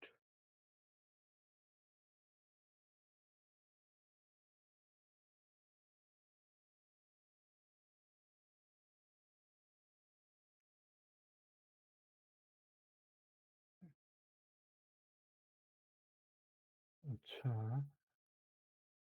তো অ্যাডমিশন রিকোয়ারমেন্টের মধ্যে আপনি মোটামুটি সবকিছু পাবেন। লাইক ধরেন কিছু না পাইলে আবার ফ্রিকুয়েন্টলি আস্কড কোশ্চেনের মধ্যে আপনি অনেক কিছু পাবেন। লাইক এইখানে দেখেন দেখেন কম্পিউটার সায়েন্সের জন্য ওরা জিআরই ওয়েব করছে, বাট পলিটিক্যাল সায়েন্সের জন্য এরা জিআরই রিকোয়ার্ড করে রাখছে। ঠিক আছে, তো আপনার জিআরই লাগবে এই জায়গাটাতে, এটা আপনি মিস করতে পারবেন না। আচ্ছা, তো মোটামুটি এরকমই আসলে যে আপনাকে প্রত্যেকটা ইউনিভার্সিটিতে স্টেটমেন্ট অফ পারপাস চাবে, বাট ডিফারেন্ট স্টাইলে। সো আপনাকে সেইভাবে সেই ডিফারেন্ট স্টাইল আপনাকে উল্লেখ করতে হবে আসলে। আপনার স্টেটমেন্ট অফ পারপাস গুলো যেন ভিন্ন ভিন্ন হয়, এই বিষয়গুলো একটু খেয়াল রাখতে হবে। নাইলে কিন্তু দেখা যায় যে দিন শেষে একটা বিপদে পড়ে যাবেন আর কি।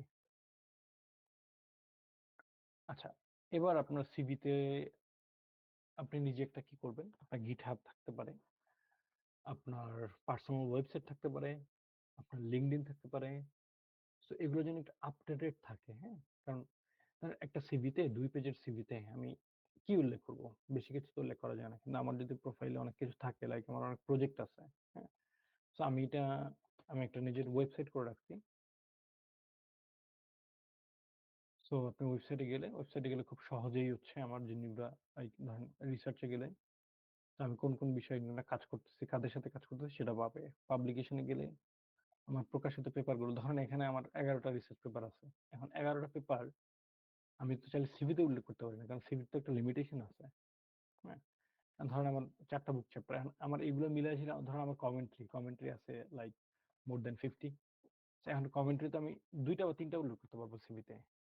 তাহলে আমার যদি পার্সোনাল ওয়েবসাইট থাকে, কিংবা আমার লিঙ্কডইন থাকে, বা আমার গিটহাব থাকে, সেগুলো থাকলে কিন্তু আমার ওই গিটহাবের লিঙ্কটা যদি সিভিতে দেওয়া থাকে, খুব সহজেই তারা আমাকে বের করতে পারবে। সো এই জিনিসটা আপনি করে রাখবেন। Plus LinkedIn should be updated. LinkedIn থাকে আপডেট রাখবেন, লিঙ্কডইন রেগুলার অ্যাক্টিভ থাকবেন, বিকজ লিঙ্কডইন হচ্ছে প্রফেশনাল প্ল্যাটফর্ম। ফেসবুকের মতো এখানে গার্বেজ নাই, হ্যাঁ। আজের ডিসকাশন কম, খুবই কম। এখানে ম্যাক্সিমাম মানুষ প্রফেশনাল, তারা তাদের প্রফেশনাল বিষয়গুলো এখানে আলোচনা করেন, হ্যাঁ। সো লিঙ্কডইন অ্যাকাউন্টটা আমি বলবো যে সবার জন্য মাস্ট। আর গুগল সাইট বা গিটহাব বা ওয়েবসাইট যেটাই খোলেন সেটা খুলে রাখবেন। এরপর আসেন লেটার অফ রিকমেন্ডেশন। এইটা হচ্ছে আপনার টিচার বা আপনার সুপারভাইজার, আপনার সুপেরিয়র আপনার সম্পর্কে কিছু ভালো ভালো বয়ান দিবে, হ্যাঁ।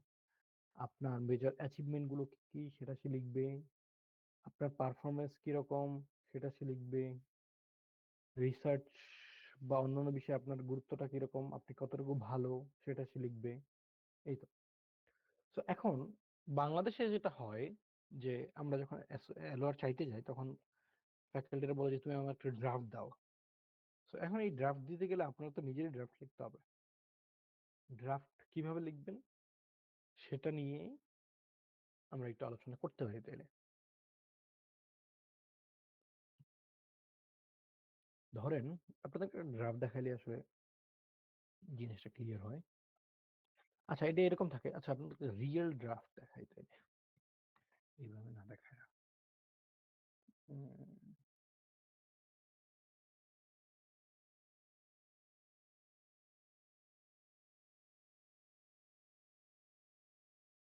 আচ্ছা, ধরেন এই যে এটা একটা আলোয়ার আমি একজনকে দিছিলাম।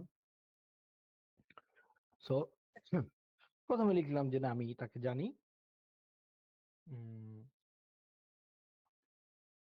2020 সাল থেকে, ঠিক আছে। এরপর লিখলাম যে যখন আমার সাথে তার দেখা হয়েছিল ছোট্ট একটা গল্পের মতো, তো সে তখন বলছিল যে না সে আসলে পলিটিক্স নিয়ে কাজ করতে চায়, এই কাজ করতে চায়। সো তার সাথে আমার কোনো কাজ আছে কিনা সেটা আমি উল্লেখ করছি যে হ্যাঁ, তার সাথে আমার একটা রিসার্চ প্রজেক্ট আছে, যে প্রজেক্টটা অলরেডি আন্ডার রিভিউতে আছে। সো এর মাধ্যমে সে হচ্ছে তার অ্যানালিটিক্যাল স্কিল সে প্রুভ করছে। হ্যাঁ, তার রিসার্চ হাই ক্যালিবার আছে। সো আমি ফাইনালি লিখছি যে না আমি মনে করি যে সে একজন best candidate for the PhD program. এই তো। সো এইভাবে মূলত আসলে একটা অ্যালোয়ার ডেভেলপ করতে হয়। জাস্ট কিছু বেসিক ফরম্যাট, যেমন আরেকটা অ্যালোয়ার যদি আমি আপনার দেখাই, দেখেন আমি কি লিখতেছি যে I am pleased to recommend MD Sohrab Hossain for the MA in political science program at the university of Agargaon. আমি তাকে লাস্ট 4 বছর ধরে চিনি, আমরা একসাথে কাজ করছি। সো আমরা 4টা রিসার্চ পেপার যেখানে স্কোপ অফ জার্নাল পাবলিশ হয়েছে, 7টা কমিটি আছে। তো এই তো। এরপর আমি লিখলাম যে না তার academic writing and independent research extraordinary capacity আছে। সে কোয়ালিটিভ ডেটা অ্যানালাইসিস করতে পারে, এনভিও দিয়ে রেজাল্ট লিখতে পারে, ডিসকাশন লিখতে পারে। এবং সেটা একটা প্রমাণ দিলাম যে যেমন আমাদের একটা পেপার পাবলিশ হয়েছে এই ইয়েতে, এইখানে সে এই কাজগুলো করছে, আরেকটা পেপারে সেই কাজ করছে, আরেকটা পেপারে সেই কাজ করছে। তো আমি মনে করি যে না সে হচ্ছে তোমার পিএইচডি প্রোগ্রামের জন্য সে ক্যাপাবল। তো তুমি তাকে নিলে লস হবে না, লাভ ছাড়া। তো আমি এটা তখন উল্লেখ করছি। তো এইভাবে আসলে একটা এলওয়ার লেখে। বাট এলওয়ার লিখবে মূলত আপনার সুপারভাইজার বা আপনার প্রফেসর। কিন্তু অনেক সময় যেটা হয় যে আসলে প্রফেসরের ড্রাফট চায়, তো তখন আপনি একটা ড্রাফট দিতে পারেন, বা অনেক সময় হচ্ছে প্রফেসরের সিভি চায়। সো আপনি যখন আপনার প্রফেসরকে এলওয়ারের জন্য বলবেন, তখন আপনি উল্লেখ করবেন যে আমি এই প্রোগ্রামে এই ইউনিভার্সিটিতে অ্যাপ্লাই করতে চাচ্ছি। সো তারা এলওয়ার চায়, আপনি প্রয়োজনে আপনার এসওপি আপনার সিভি এগুলো দিবেন। অথবা আপনি আগে কন্ট্যাক্ট করবেন, সে যদি আপনার এসওপি আপনার সিভি চায় তখন আপনি তার আপনাকে এসওপি সিভি তাকে দিবেন, যেন সেটাকে ওটার উপর বেস করে যেন সে এলওয়ার লিখতে পারে। হ্যাঁ, এবার আসেন পাবলিকেশনস। আপনারা হয়তো অনেকেই রিসার্চ এন্ড পাবলিকেশনের সাথে পরিচিত। সো পাবলিকেশন প্রসেস আসলে একটা রিগরাস প্রসেস। এটা নিয়ে আসলে খুব বেশি আলোচনার কিছু নাই। পাবলিকেশনে আপনার আপনি যে বিষয়ে গবেষণা করতে আগ্রহী সেই বিষয়ে আমি বলবো যে আপনার প্রথমত আপনার রিসার্চ মেথোডোলজির উপর একটা আপনার ভালো নলেজ গ্যাদার করতে হবে। আপনি মেথোডোলজিক্যাল এক্সপার্ট হওয়ার দরকার নাই, বাট আপনি যেন কোয়ালিটি কোয়ান্টিটি বোঝেন, আপনি যেন কিভাবে ডেটা অ্যানালাইসিস করতে হয় সেটা আপনি জানেন অন্তত যে কোনো একটা মেথডে। সো দেন আপনি একজন মেন্টর, একজন গুরু ধরে কাজ করতে হয়। রিসার্চ আসলে প্রফেসর নিয়াজ স্যার বলতেন যে রিসার্চ হচ্ছে গুরুমুখী বিদ্যা। নিয়াজ স্যার ঢাবির ভিসি। তো স্যার বলতেন যে প্রফেসর রিসার্চ হচ্ছে গুরুমুখী বিদ্যা। So you must have a mentor. আপনার একজন মেন্টর লাগবে ডেফিনেটলি। দেন ওই মেন্টর আন্ডারে আপনি কাজ করবেন, কাজ শিখবেন। ঠিক আছে। সো এবং আপনি পাবলিকেশন প্রসেসটা আসলে লম্বা প্রসেস। সো এটা নিয়ে আমরা অন্য কোনো এক সময় আলোচনা করতে পারি ইনশাল্লাহ। আর এখন আসেন গুরুত্বপূর্ণ যেটা, যে কিভাবে আসলে ইউনিভার্সিটি সিলেক্ট করবেন। হ্যাঁ, এখন ইউনিভার্সিটি সিলেকশনের ক্ষেত্রে আপনার যেটা খেয়াল রাখতে হবে যে আপনার প্রোফাইল অনুযায়ী, ধরেন আমার মানে ব্যাক টু দ্য রিয়েলিটি, আসলে আমার প্রোফাইল হচ্ছে ফর এক্সাম্পল 3 পয়েন্ট, আমার জিপিএ আমার আছে 6.5, আমার কোনো পেপার নাই, আমি এসওপি অ্যালট দিয়ে আমি অ্যাপ্লাই করব। এখন আমি যদি অ্যাম্বিশন নেই যে আমি স্ট্যানফোর্ড, এমআইটি, হার্ভার্ড এগুলো পাবো, তাহলে তো একটা অমূলক চিন্তা, তাই না? হ্যাঁ, বাট যদি আপনার মিনিমাম রিকোয়ারমেন্ট ফুলফিল করে, যেমন অ্যাপ্লিকেশন করার মিনিমাম রিকোয়ারমেন্ট হচ্ছে 3 একটা ইউনিভার্সিটিতে, তো আপনি সেখানে অ্যাপ্লাই করে দেখতে পারেন। আমি বলবো যে আপনি 8টা বা 10টা ইউনিভার্সিটি চুজ করেন, সেখানে আপনি কিউএস র্যাঙ্কিং বা টাইমস র্যাঙ্কিং, বা আমরা আমেরিকা আসলে ইউএস নিউজ র্যাঙ্কিং প্রেফার করি, সো ইউএস নিউজ অনুযায়ী আপনার সাবজেক্ট র্যাঙ্কিং দেখেন, এবং আপনার আপনি যে বিষয়ে কাজ করতে চান সেই বিষয়ে প্রফেসর আছে কিনা ওই রিসার্চ এরিয়াতে, আপনি সেটা দেখেন, দেন আপনি অ্যাপ্লিকেশনে আসছেন। হ্যাঁ, সো সিলেকশন টিপস কি, যে ইউএস নিউজে গুড র্যাঙ্ক, আপনার রিসার্চ এরিয়া থেকে ভালো রিসার্চ করে ওনারা, রিকোয়ারমেন্ট ব্যাচ করে কিনা আপনার প্রোফাইলের সাথে। ধরেন এক জায়গায় আপনার জেআরই চাইছে, যে জেআরই রিকোয়ার্ড, আপনার জেআরই দিতেই হবে, কিন্তু আপনি জেআরই দেন নাই, তাহলে এখন ওই জায়গায় আপনার অ্যাপ্লাই করে কোনো লাভ আছে? কোনো লাভ নাই।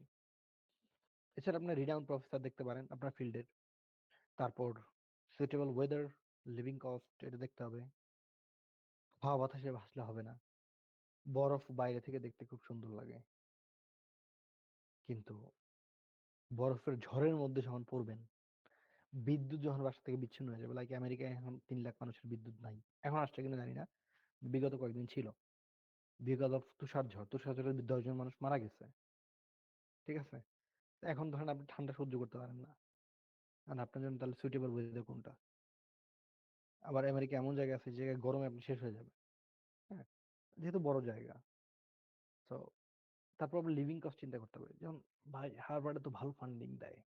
হ্যাঁ, কত দেয় ভাই? 35,000 ইয়ারলি। চমৎকার, অনেক টাকা। বাংলা টাকা আমরা তো আবার বাংলা টাকা কনভার্ট করতে পছন্দ করি, বাংলা টাকা তো অনেক, এক বছরে এত টাকা। সমস্যা হলো হার্ভার্ডে একজন মানুষের, হার্ভার্ড এরিয়াতে এক বেড অ্যাপার্টমেন্টের ভাড়া হচ্ছে $2,500। ঠিক আছে, সো আপনার দেখা যায় দিন শেষে আপনার টাকা থাকবে না হাতে।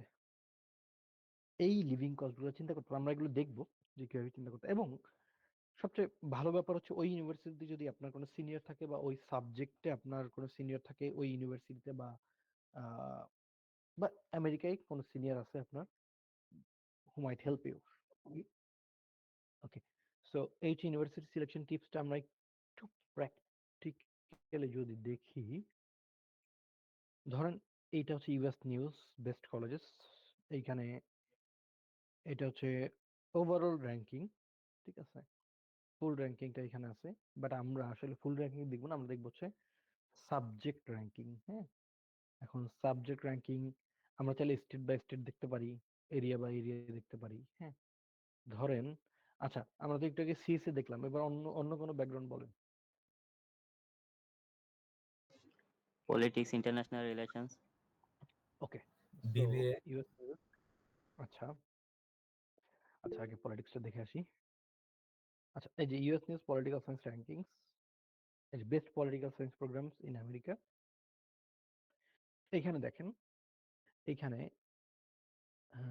আচ্ছা ওদের লাস্ট র্যাঙ্কিং হচ্ছে 21-এ। সো এখানে দেখেন স্ট্যানফোর্ড হচ্ছে পলিটিক্যাল সায়েন্সের টপ। আমরা তো এখন এমআইটি কিন্তু ধরেন computer science top, but MIT is not top for political science. Political science Stanford top, second আছে হার্ভার্ড, সেকেন্ডে প্রিন্সটন, ফোর্থ হচ্ছে California Berkeley, fourth Michigan, Ann Arbor, MIT সেভেন্থে। ঠিক আছে, তো এই জন্য সাবজেক্ট র্যাঙ্কিংটা গুরুত্বপূর্ণ। সো আপনি ধরেন, আপনি বললেন যে না ভাই টপ 10-এর মধ্যে করবো না, আমি এক কাজ করি 19, 19, হ্যাঁ এই জায়গায় 19 র্যাঙ্কে কয়েকটা আছে, ধরেন ভ্যান্ডারবিল্ট আছে, ভ্যান্ডারবিল্টে maybe doctor Yunus professor, Vanderbilt আছে, রচেস্টার আছে, পেনসিলভেনিয়া আছে, এমরি আছে। ফর এক্সাম্পল, তো আমি এমরি যদি দেখি, আমি এটা কি করবো, আমি এমরিটা গুগলে যাব, গুগল গিয়ে লিখবো যে পিএইচডি পলিটিক্যাল সায়েন্স। ওকে, ফাইন, দেন আমি এখানে ঢুকবো।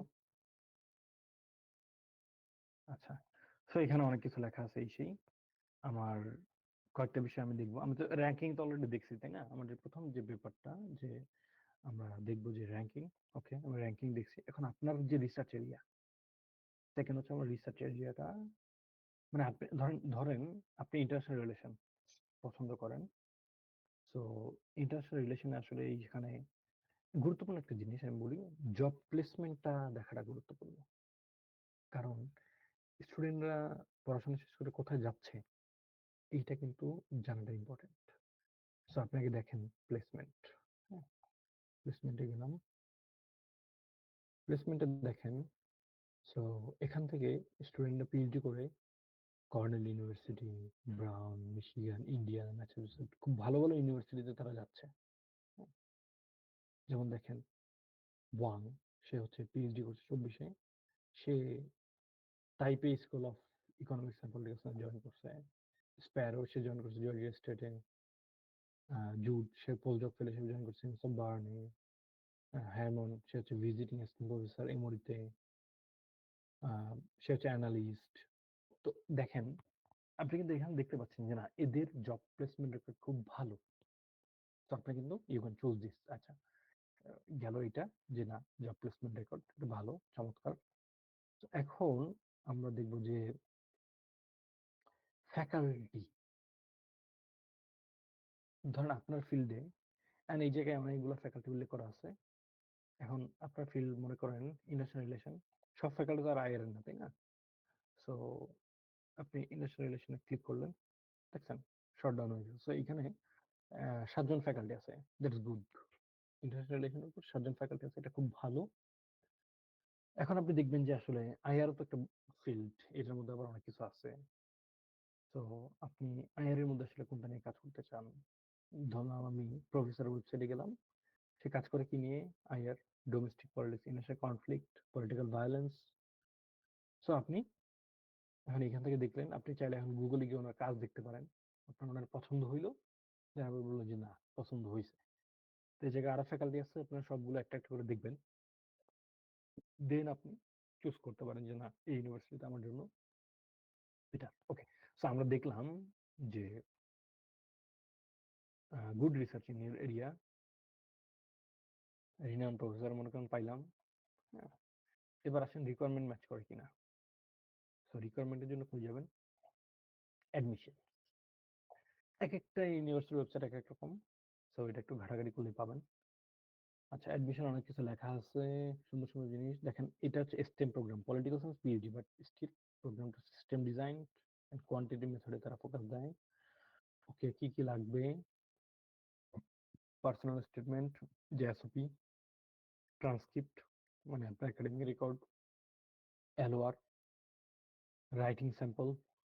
রাইটিং স্যাম্পল কি? রাইটিং স্যাম্পল হচ্ছে আপনার, আপনি যে অ্যাসাইনমেন্ট করছেন বা আপনি কোনো একটা রিসার্চ পেপার আছে, এটা আপনি উল্লেখ করতে পারেন এখানে। সো এখানে ফাইন্যান্সিয়াল অ্যাওয়ার্ড আছে, তারা ফান্ডিং দেয়, সেগুলো উল্লেখ করা আছে এখানে, এই সেই। আচ্ছা, এখন এটা হচ্ছে, এটা অ্যাপ্লিকেশন পোর্টাল। অ্যাপ্লিকেশন পোর্টালে আপনার অ্যাপ্লিকেশন ফি, রিকোয়ারমেন্ট, এই বিষয়গুলো নিয়ে আলোচনা করা হচ্ছে আসলে।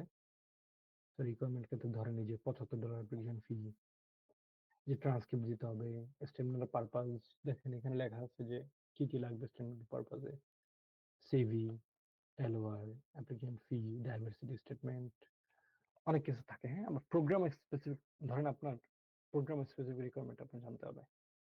তাহলে এখন আমরা আসলাম পলিটিক্যাল সায়েন্স, এখানে অ্যাপ্লিকেশন ডেট 15 ডিসেম্বর, শেষ হয়ে গেছে। সো গেলাম এখানে, এখানে কি লিখছে দেখেন। ধরেন এখন ভাই জিআর দিবেন কিনা, কি লিখছে দেখেন, GR score recommended but not required. হ্যাঁ, তারা বলতেছে যে না, এটা দিলে ভালো, কিন্তু এইটা ফরজ না, ঠিক আছে, আপনি না দিয়ে ওটা অ্যাভয়েড করতে পারবেন। অন দ্য আদার হ্যান্ড লিখতেছে যে যেসব স্টুডেন্ট ভর্তি হয়েছে তাদের এভারেজ স্কোর ছিল 120-এর কাছাকাছি, এভারেজ। সো আপনি এখন ডিসিশন নিতে পারেন যে না, আমার জেনে নেই, but I can apply here, ঠিক আছে। তো এইভাবে আসলে আমরা মূলত একটা ইউনিভার্সিটি চুজ করব, সিলেক্ট করব। আচ্ছা, একজন বলুন যে বিজনেস ব্যাকগ্রাউন্ডে না, আমরা বিজনেস ব্যাকগ্রাউন্ডে যদি একটু দেখি, আবার আমেরিকায় বিজনেস স্টাডিজ কি নামে পড়ায়, কি business studies maybe.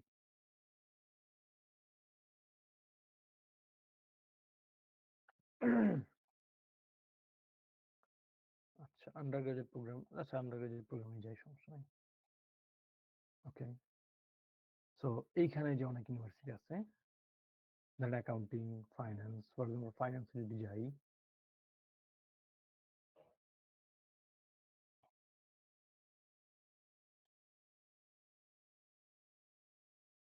How the ফাইন্যান্সে জর্জিয়া থেকে আমি গেলাম।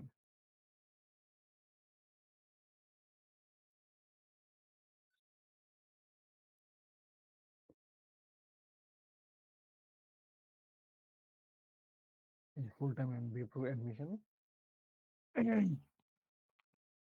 আচ্ছা, এই ডেডলাইন গুলো এখানে দেওয়া আছে। আচ্ছা, এখন কি কি লাগবে? Admission application requirement, academic credential লাগবে, ওয়ার্ক এক্সপিরিয়েন্স থাকলে এসে সাবমিট করতে হবে। যে এসেটা হচ্ছে স্টেটমেন্ট অফ পারপাসের মতো, যে why an MBA, why Georgia Tech, professional aspiration, কি কি ফ্যাক্ট আছে উল্লেখ করতে হবে। এক একজন এক একটা চায়। ওকে। সো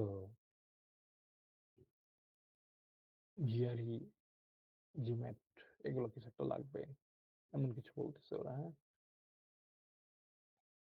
এরপর এলওআর লাগবে, অ্যাপ্লিকেশন ফি দিতে হবে, ইন্টারভিউ নিবে, তারা আবার ইন্টারভিউ নিবে।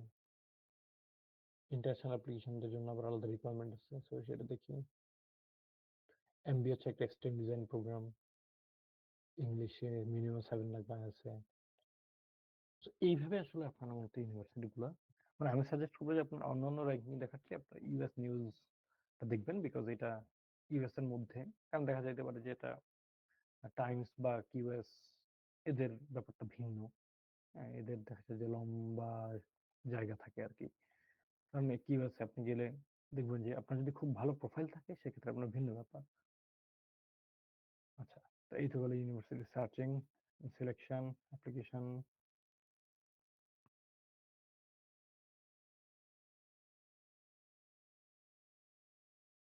এবার আসেন প্রফেসরকে ইমেল করা। হ্যাঁ, social science, political science, sociology এসব ব্যাকগ্রাউন্ড ইউজুয়ালি প্রফেসর ম্যানেজ করতে হয় না, কারণ ফান্ড দেয় ইউনিভার্সিটি। বাট অ্যাপ্লিকেশনের আগে আপনি যদি একটু প্রফেসরকে ইমেল করে একটু চিট চ্যাট করে রাখেন তাহলে কিন্তু সমস্যা নাই। একটু যোগাযোগ করলেন আর কি, সে রিপ্লাই দিলে দিলে, না দিলে নাই, আপনি ইমেল করলেন। আর আপনার যদি সায়েন্স ব্যাকগ্রাউন্ড হয় বা আপনাকে যদি প্রফেসরের ম্যানেজ করতে আসতে হয়, মানে প্রফেসরের ফান্ডিং এ যদি আপনি পড়তে চান, তো তাহলে তো প্রফেসর ম্যানেজ করতে হবে, এবং সেটার জন্য আপনাকে ইমেল করতে হবে। ইমেলটা কখন করবেন? আমেরিকা টাইম সকাল 8টায়। বিকজ ওরা যেটা করে যে যখন আসে, অফিসে আসে, তখন অফিসে এসে ওরা প্রথমত ইমেলটা চেক করে। ঠিক আছে? তো আপনি দেখবেন যে ইউনিভার্সিটিতে আপনি ইমেল করতে চাচ্ছেন যে প্রফেসরকে, সেখানে আসলে সকাল 8টায় কখন, 8টাই হইতে হবে এমন না, আপনি 8টা 8:30টার মধ্যে বা 7:30 থেকে 8:30টার মধ্যে অ্যাপ্লাই করতে, মানে ইমেল করতে পারেন। প্রফেসর এবং ইউনিভার্সিটির নাম এগুলো চেক করেন ইমেলে, ওইগুলো উল্টোপাল্টা লিখেন না, ওরা খবরগুলো বাজেভাবে নেয়। প্রফেসরের একটা পেপার পড়েন ইমেলের আগে, যেন আপনি কিছু লিখতে পারেন যে না, আমি আসলে তোমার এই পেপারটা পড়ে আমারও খুব ভালো লাগছে। পেপার না পড়েন, একটা অ্যাবস্ট্রাক্ট পড়েন। সো, এবং আপনার ইন্টারেস্টের সাথে বা আপনার প্রিভিয়াস রিসার্চের সাথে তার এটা কিভাবে ম্যাচ করে সেটা একটু উল্লেখ করেন, এবং প্রত্যেকটা ইমেলকে কাস্টমাইজ করেন।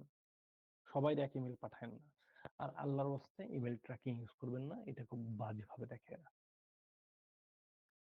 সো এভাবে করতে পারেন যে 4টা 5টা প্যারা থাকতে পারে, নিজেকে ইন্ট্রোডিউস করবেন, প্রফেসরের কোনো একটা কাজ, যে তোমার এই কাজ দেখে আমার খুব ভালো লাগছে, দেন মিউচুয়াল ইন্টারেস্ট উল্লেখ করবেন, দেন আপনার শর্ট প্রোফাইলটা উল্লেখ করবেন, শেষে আপনি গ্রেডিং দিয়ে দিন, শেষ।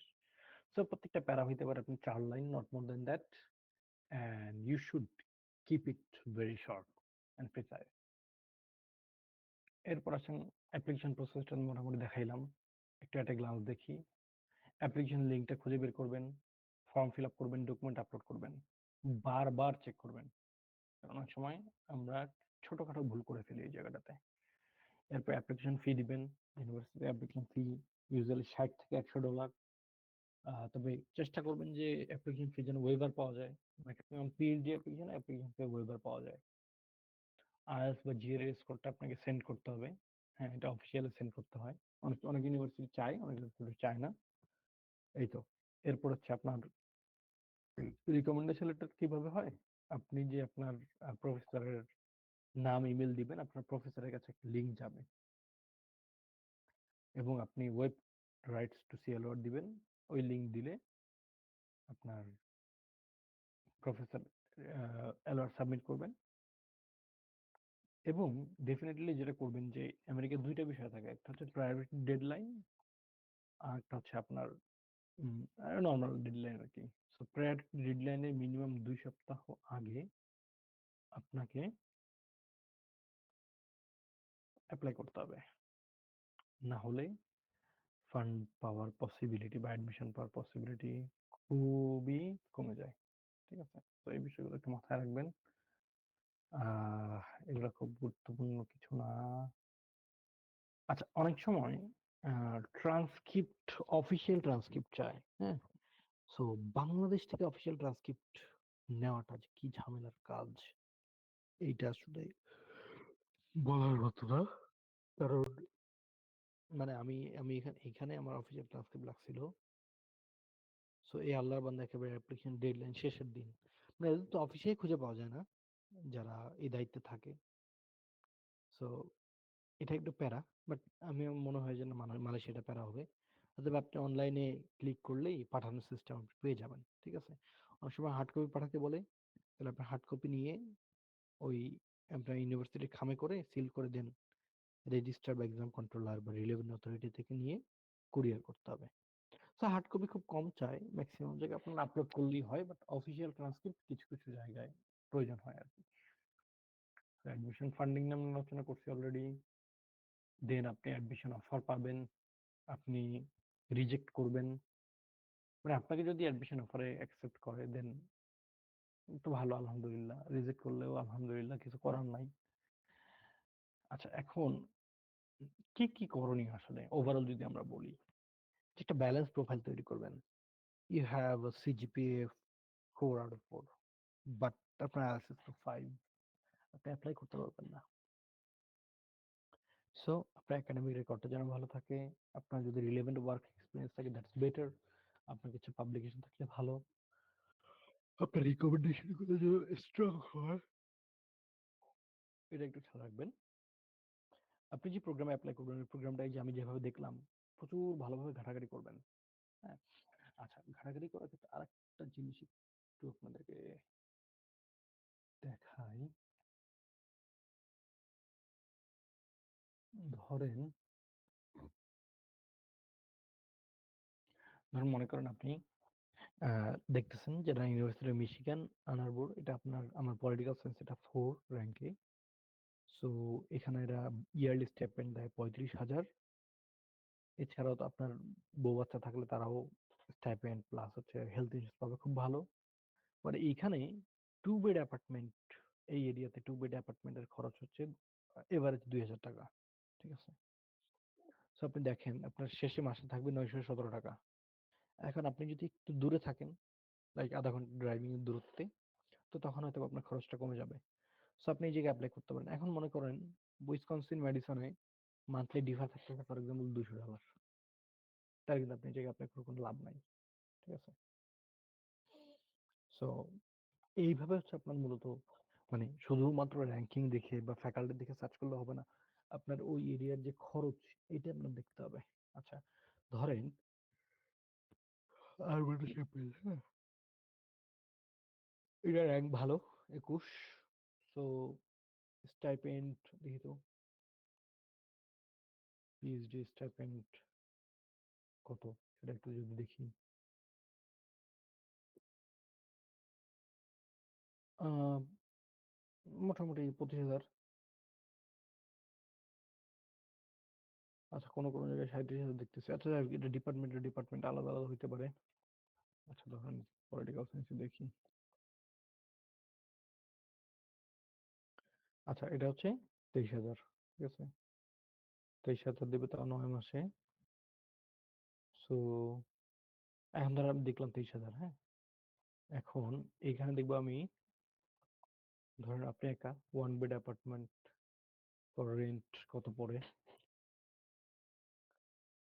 1,600, 1,700, 1,500, 800 থেকে 1,200। এটা হয়তো একটু দূরে। তারপর আমি ধরে নেই কি, সব মিলায় মোটামুটি ধরা যায় কি 1,200 হচ্ছে আপনার এভারেজ, তাই না? তাহলে আপনি পাচ্ছেন হচ্ছে কত? 24,000, 12 মাসে পাচ্ছেন 24,000, মানে মান্থলি আপনার 2,000-এর মতো। এখন দেখেন 2,000-এ আপনার যদি 1200 বাসা ভাড়া যায়, আপনাকে পোষাবে কিনা? হ্যাঁ, যদি আপনার পোষায় then you can apply here. ঠিক আছে, এই হচ্ছে ব্যাপার আর কি। তো এইভাবেই আপনার মূলত মানে সার্চিং গুলো করতে হয়, একটা প্রোগ্রামকে ভালোভাবে ঘাটাঘাটি করতে হয়। সো আপনার অ্যাপ্লিকেশনটা ওইভাবে আপনি সাজাবেন, নেটওয়ার্কিং করবেন, গাইড নিবেন মানুষের থেকে। আপনার ধরেন আপনি একটা ইউনিভার্সিটি অ্যাপ্লাই করতেছেন, ওইখানে আপনার আহ, পরিচিত কেউ বাংলাদেশি নাই, কিন্তু আপনি মনে করলেন যে না, আপনার এসওপিটা যদি কেউ রিভিউ করে দিত তাহলে ভালো হতো।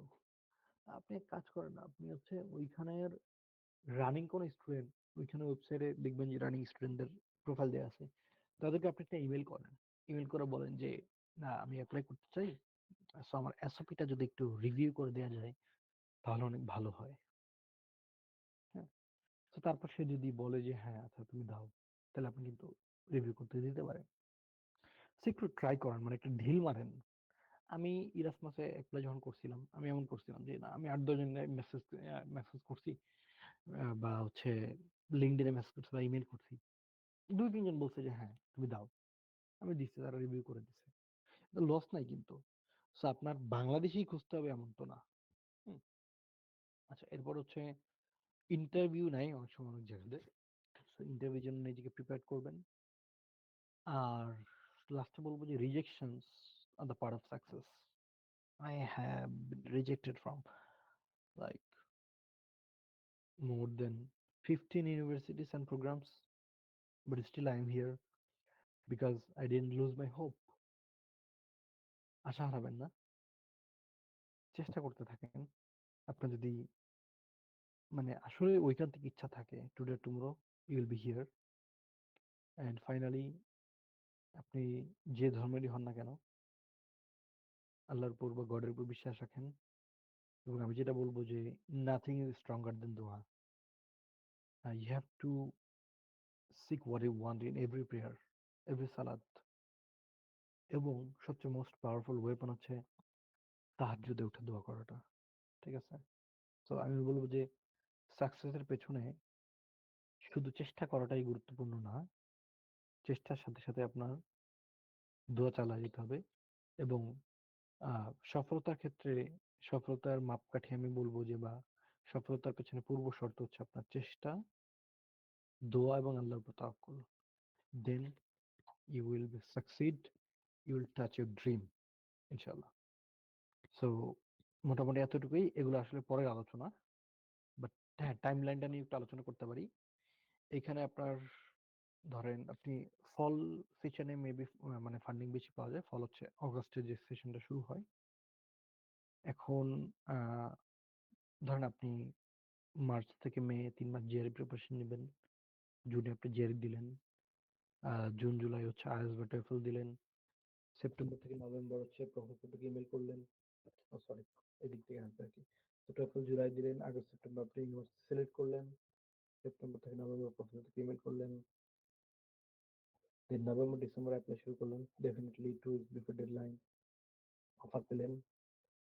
সো অফারগুলো আপনি হয়তো ইউনিভার্সিটি থেকে এপ্রিলের মধ্যে পাবেন। এখন আসেন, ভাই আমি 26 সালে অ্যাপ্লাই করছি, 26 সালে অ্যাপ্লাই করলে ধরেন এখন জানুয়ারির 25, 26-এর অগস্টে যদি আপনি শুরু করতে চান, আপনাকে এখন থেকেই এই যে এখন থেকে প্রিপারেশন নিতে হবে।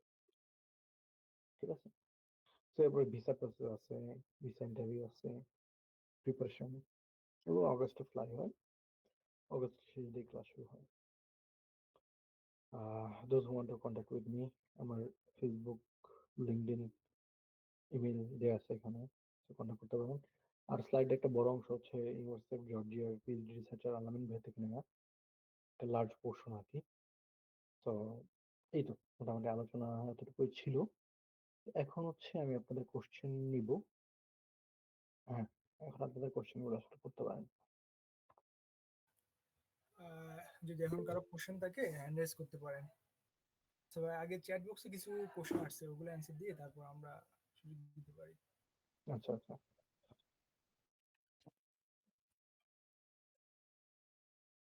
আচ্ছা, নাইম ভাই লিখছেন যে মাস্টার্সের জন্য কি একই রকম করতে হবে? হ্যাঁ, একই প্রসেস, একই প্রসেস, বাট মাস্টার্স দেখা যায় যে খুব বেশি স্ট্রং অ্যাপ্লিকেশন বা খুব বেশি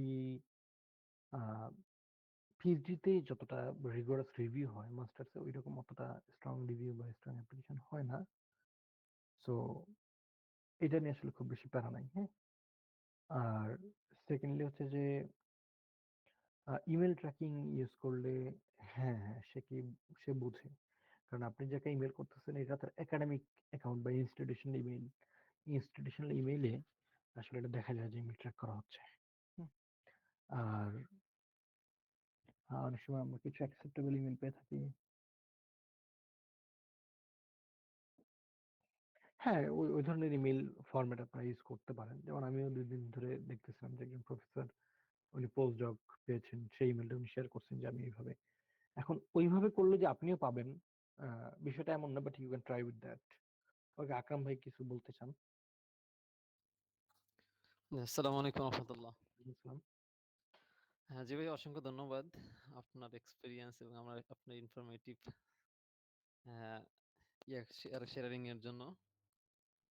তো জি, আমি মূলত এখন এইতে নাই, আমি এইতে আগে ছিলাম, এখন আমি আছি মাল্টিমিডিয়া ইউনিভার্সিটিতে ওকে, মাস্টার্স করতেছি। তো আমার এটা ভাই অনেক ক্লিয়ার হলো আপনার শেয়ারিংটা। তারপর আমার কিছু কিউরিওসিটি রয়ে গেছে, জি, স্পেশালি প্রথমে আসতেছি আমি মাস্টার্স এর ক্ষেত্রে এবং পিএইচডি এই দুইটা মানে ইয়াটার ক্ষেত্রে, মানে ডিফারেন্সটার ক্ষেত্রে। আচ্ছা, আচ্ছা। এখন এটা যেটা দেখতেছিলাম যে আহ, যারাই মানে অনেকেই ইউএস অথবা ইউকে এগুলোতে এই পোস্ট গ্রাজুয়েটের জন্য যায়, কিন্তু অনেকে শুনতেছি যে মাস্টার্স করতেছে, তারা একবার অলরেডি মাস্টার্স করে গেছে এবং আবার মাস্টার্স শুরু করতেছে ওই জায়গায় দিয়ে। এখন হুম, আমার এখানে কোশ্চেনটা হলো, why not we directly go for PhD because we already have masters? ওকে। আচ্ছা, এইটা এইটা হ্যাঁ, এটা একটা ভালো কোশ্চেন। এটা অনেকে করে কি যে ধরুন আমি আমি নিজে আসছি কেন? কারণ আমার ব্যাকগ্রাউন্ড ছিল পাবলিক অ্যাডমিনিস্ট্রেশন। তো আমি যদি পলিটিক্যাল সায়েন্সে সুইচ করতে চাই, আমি ভাবলাম যে আমি আগে একটা মাস্টার্স ডিগ্রি নিয়ে নিই। হ্যাঁ? কারণ পাবলিক অ্যাডমিনিস্ট্রেশন থেকে political science is far different, এবং আমি ইন্টারন্যাশনাল রিলেশনে সুইচ করার প্ল্যান করছি। তো এই জন্য আমি মূলত আহ, এইদিকে ফোকাস করলাম আর কি। হ্যাঁ, মানে সেকেন্ড মাস্টার্স নিতে আসলাম আর কি। সো আবার অন্য ক্ষেত্রে হচ্ছে একই ডিসিপ্লিনে কেন আবার মাস্টার্স করে? তো এটা করে অনেক সময় যে আসলে না, আমেরিকার যে একাডেমিক এনভায়রনমেন্ট এটা তো অন্য কান্ট্রির চেয়ে আলাদা। সো এইটার সাথে কোপ আপ করার জন্য অনেকে এটা করে। বাট আলটিমেটলি আমেরিকার পিএইচডি হচ্ছে, আমি বলবো যে আমেরিকার পিএইচডি 5 বছর। সেই 5 বছরে কিন্তু আপনাকে 5 বছরের প্রথম 2 বছর কিন্তু মাস্টার্স কোর্স ওয়ার্ক করতে হয়। হ্যাঁ, তো আপনি চাইলে তখনও একটা ডিগ্রি নিয়ে যেতে পারেন মাস্টার্স। সো আমার মনে হয় যে ডিরেক্ট মানে পিএইচডি তে আসা যায় যদি আপনার কনফিডেন্স থাকে। আর যদি মনে হয় যে না, আমি আসলে সাবজেক্ট চেঞ্জ করতে চাই বা এই সেই, তখন অনেকে যেটা করে যে না, তখন একটা মাস্টার্স করে তারপর মানে একটা মাস্টার্স করতে আসে আর কি। ওকে ভাইয়া, ধন্যবাদ ভাইয়া। আর এডিশনালি মানে এটার সাথে এডিশনাল একটা কোশ্চেন, যে এখানে কি মাস্টার্স পিএইচডির জন্য কি কোর্স ওয়ার্ক শেষ করে, সাপোজ কেউ কোর্স ওয়ার্ক শেষ করলো অথবা সে কোর্স ওয়ার্কে পাস করতে পারলো না শেষ শেষ পর্যন্ত মাস্টার্স যে কোর্স ওয়ার্ক, এখন হুম। ওইটা দিয়ে সে পিএইচডি তে ডাইরেক্টলি যেতে পারবে নাকি তারা আবার এডমিশন নিতে হবে? মানে পিএইচডি তে অ্যাডমিশন নিলে নাকি মাস্টার্স অ্যাডমিশন নিলে? পিএইচডি তে। আচ্ছা, আচ্ছা, পিএইচডি কোর্স ওয়ার্কের ক্ষেত্রে আপনার কোর্স ওয়ার্ক গুলো সম্পূর্ণ করতে হবে। কোর্স ওয়ার্ক গুলো সম্পূর্ণ করাটা হচ্ছে ম্যান্ডেটরি। কোর্স ওয়ার্কের পরে মেবি একটা কোয়ালিফাইং এক্সাম হয় বা কম্পিটিটিভ এক্সাম হয়, ওইটাই পাস করতে হয়, দেন আপনাকে পিএইচডির এনরোলমেন্টটা হয়। আদারওয়াইজ আপনাকে মাস্টার্স ডিগ্রি দিয়ে পাঠিয়ে দিবে। আচ্ছা আচ্ছা, এই জন্যই যেটা দেখতেছি অনেকেই মাস্টার্স করতেছে আগে যে। হ্যাঁ, হ্যাঁ, হ্যাঁ, আচ্ছা ভাইয়া, এটা সেকেন্ড করে। কোশ্চেন আমরা যাচ্ছি। জি। সেকেন্ড কোশ্চেনটা হচ্ছে ভাইয়া, এটা English medium of instruction.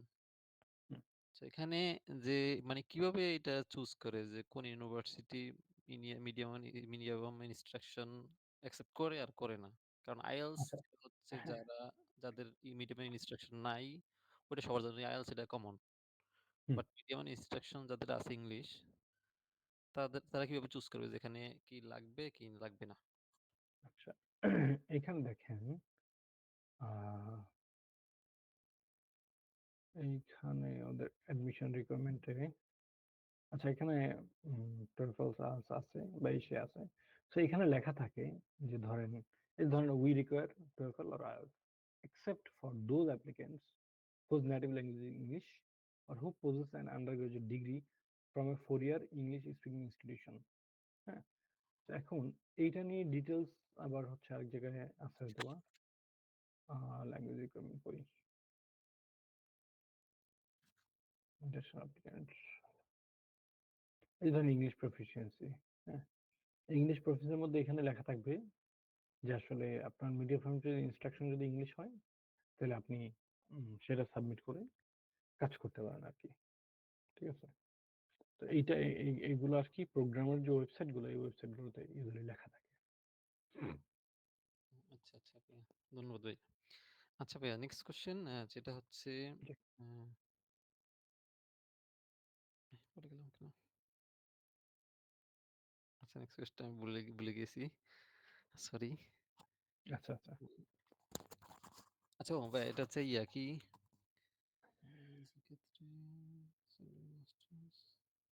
Statement of purpose. আচ্ছা, স্টেটমেন্ট অফ পারপোজ যেটা বললেন, এখন কি ওইটা মূলত ওই প্রোগ্রাম ভিত্তিক যেটা বললেন সাবজেক্ট ভিত্তিক, এখন যারা পিএইচডি নিয়ে কাজ করতেছে তাদের তো নিজেদেরই স্টেটমেন্ট অফ স্টেটমেন্ট থাকতে পারে যে তারা এই ইয়াতে কন্ট্রিবিউট করতে চাচ্ছে এবং তার অলরেডি হয়তো ফ্রেমওয়ার্ক থাকতে পারে। এখন এই ফ্রেমওয়ার্ক যদি সে ফ্রেমওয়ার্ক অনুযায়ী অ্যাপ্লাই করে প্রপোজাল দিয়ে, তাহলে কি এটা মানে সাজেস্ট রিকমেন্ডেড হবে না? কারণ পিএইচডি মূলত প্রশ্নটা জি। প্রশ্নটা আবার একটু করেন। আচ্ছা ভাই, পিএইচডির স্টেটমেন্ট অফ পারপোজ হ্যাঁ হ্যাঁ পিএইচডি অ্যাপ্লিকেশন ক্ষেত্রে, হ্যাঁ হ্যাঁ এখন পিএইচডি যারা মানে কন্টিনিউ করতে চায় মানে ইউএস এর কোনো ইয়াতে ইউনিভার্সিটিতে, এখন পিএইচডি মূলত সবাই একটা মানে অলরেডি ফ্রেমওয়ার্ক মানে যেটা নিয়ে কাজ করবে হুম একটা থাকে। এখন এই ফ্রেমওয়ার্ক অনুযায়ী যদি কন্টিনিউ করতে চায়, তাহলে কি আহ, তাহলে তো মনে করেন সবগুলো এক্সপেকটেশন ফ্রম দ্য ইউনিভার্সিটিটা মানে ফুলফিল করা যাচ্ছে না। আচ্ছা। এখন তাহলে কি ওরা মানে অটোমেটিকলি ওটাকে মানে করে দিবে, ডিসকোয়ালিফাই করে দিবে, নাকি ওটা তারপরেও করা যাবে কিছু একটা? এই জন্য একটু না, ওইটা এটা হয়তো বা আসলে মানে করা যায় আর কি। আপনার সবকিছু যে ওদের ইয়ের মতো হইতে হবে এমন না, বাট আপনার স্টেটমেন্ট এখন আপনার এইখানে আপনি যে চিন্তা ভাবনা করছেন আপনি হয়তো বা আসলে আপনার চিন্তা ভাবনা চেঞ্জ হয়ে যেতে পারে। আচ্ছা, তো আচ্ছা। আপনার দেখা যায় যে আপনি লিখলেন যে না, আমি অমুক প্রফেসরের সাথে এই কাজ করতে চাই, আর আইসা যে আপনার অমুক প্রফেসরের সাথে এই কাজ করতে হবে ব্যাপারটা এমন না। হ্যাঁ, জিনিসটা অনেক সময় চেঞ্জ হয় আর কি। তো এইটা আসলে ডিপার্টমেন্ট টু ডিপার্টমেন্ট ভ্যারি করতে পারে ও বা আচ্ছা, আচ্ছা, তাহলে ইউনিভার্সিটি ওদিকে টু দেওয়া ইউনিভার্সিটি অপশন ভ্যারি আছে, করতে পারে। হ্যাঁ চেঞ্জ করার অপশন আছে। Right right. ওকে ভাইয়া, ওকে ভাই, ধন্যবাদ। এটাই ছিল আমার কোশ্চেন। আচ্ছা ঠিক আছে ভাই, ধন্যবাদ। আচ্ছা, থ্যাংক ইউ সো এরপরে মাচ। আমরা নাদিম ভাই লিখছেন যে 3 বছরের ব্যাচেলরের পর না, 3 বছরের ব্যাচেলরের পর আসলে ডিরেক্ট পিএইচডি ম্যাক্সিমাম জায়গায় অ্যাকসেপ্ট করে না। So Yule need a masters degree for that. কারণ কিছু কিছু জায়গায় করে, কিছু কিছু জায়গায় করে না, এটা ইউনিভার্সিটি এবং আপনি যে সংশ্লিষ্ট সাবজেক্ট অ্যাপ্লাই করতে চাচ্ছেন তার উপর ডিপেন্ড করবে। ওকে, আরেকজন নাদিম ভাই লিখছেন যে ওকে হ্যাঁ, ফার্স্ট অফ অল ডেফিনেটলি আপনার সিজিপিএ লাগবে, CGPA matters, it does matter. Second হচ্ছে রিসার্চ এক্সপিরিয়েন্স গ্যাদার করতে পারলে ভালো। আপনার যে ব্যাকগ্রাউন্ড, এই ব্যাকগ্রাউন্ডের বিষয়ে আপনার রিসার্চ পেপার নিয়ে কাজ করতে পারেন আপনি। আপনি সফটওয়্যার লার্নিং করতে পারেন, লাইক আপনার যদি সোশ্যাল সায়েন্স ব্যাকগ্রাউন্ড, এখন আর স্টাডা স্পেসেস পাইথন এগুলো ইউজ করা হচ্ছে, এগুলো আপনার শিখতে হবে। আপনার ইসিএ থাকলে ভালো, বাট ইউএস আসলে ইসিএ খুব বেশি গুরুত্ব দেয় না, খুব বেশি গুরুত্ব দেয় ইউএসএ ইসি এর ক্ষেত্রে আপনি যদি আন্ডার গ্রাজুয়েটে পড়তে আসতেছেন এখানে তখন, বাট মাস্টার্স পিএইচডি এর ক্ষেত্রে ওরা দেখবে আপনার এগুলো। তো আপনি যদি এখন ফার্স্ট ইয়ার স্টুডেন্ট হন, আপনার কাজ হচ্ছে পড়াশোনাটা করা, টু বুস্ট ইউর সিজিপিএ, রিসার্চের আপনার একাডেমিক জায়গাটাকে আপনার ব্যাকগ্রাউন্ডটা স্ট্রং করা, রিসার্চ শেখা, সফটওয়্যার শেখা, communication and networking build up. আপনার ফিল্ডের যারা আছে এদের সাথে আপনি নেটওয়ার্ক বিল্ড করতে পারেন। আপনার ফিল্ডের ওয়ার্ল্ডের টপ নচ প্রফেসরদের বই, তাদের লেখাগুলো আপনি পড়তে পারেন এবং আপনার সর্বোপরি আপনার ইংরেজির দক্ষতাটাকে আপনার বাড়াইতে হবে। আচ্ছা, মনির ভাই লিখতেছেন যে বিজনেস স্টাডির জন্য ইউএসএ বেস্ট নাকি ইউকে বেস্ট। সো একটু গুগলেই যাই আমি। গুগল কি বলে দেখি, যদিও আমি জানি যে ডেফিনেটিভ অ্যান্সার দিতে পারবে না।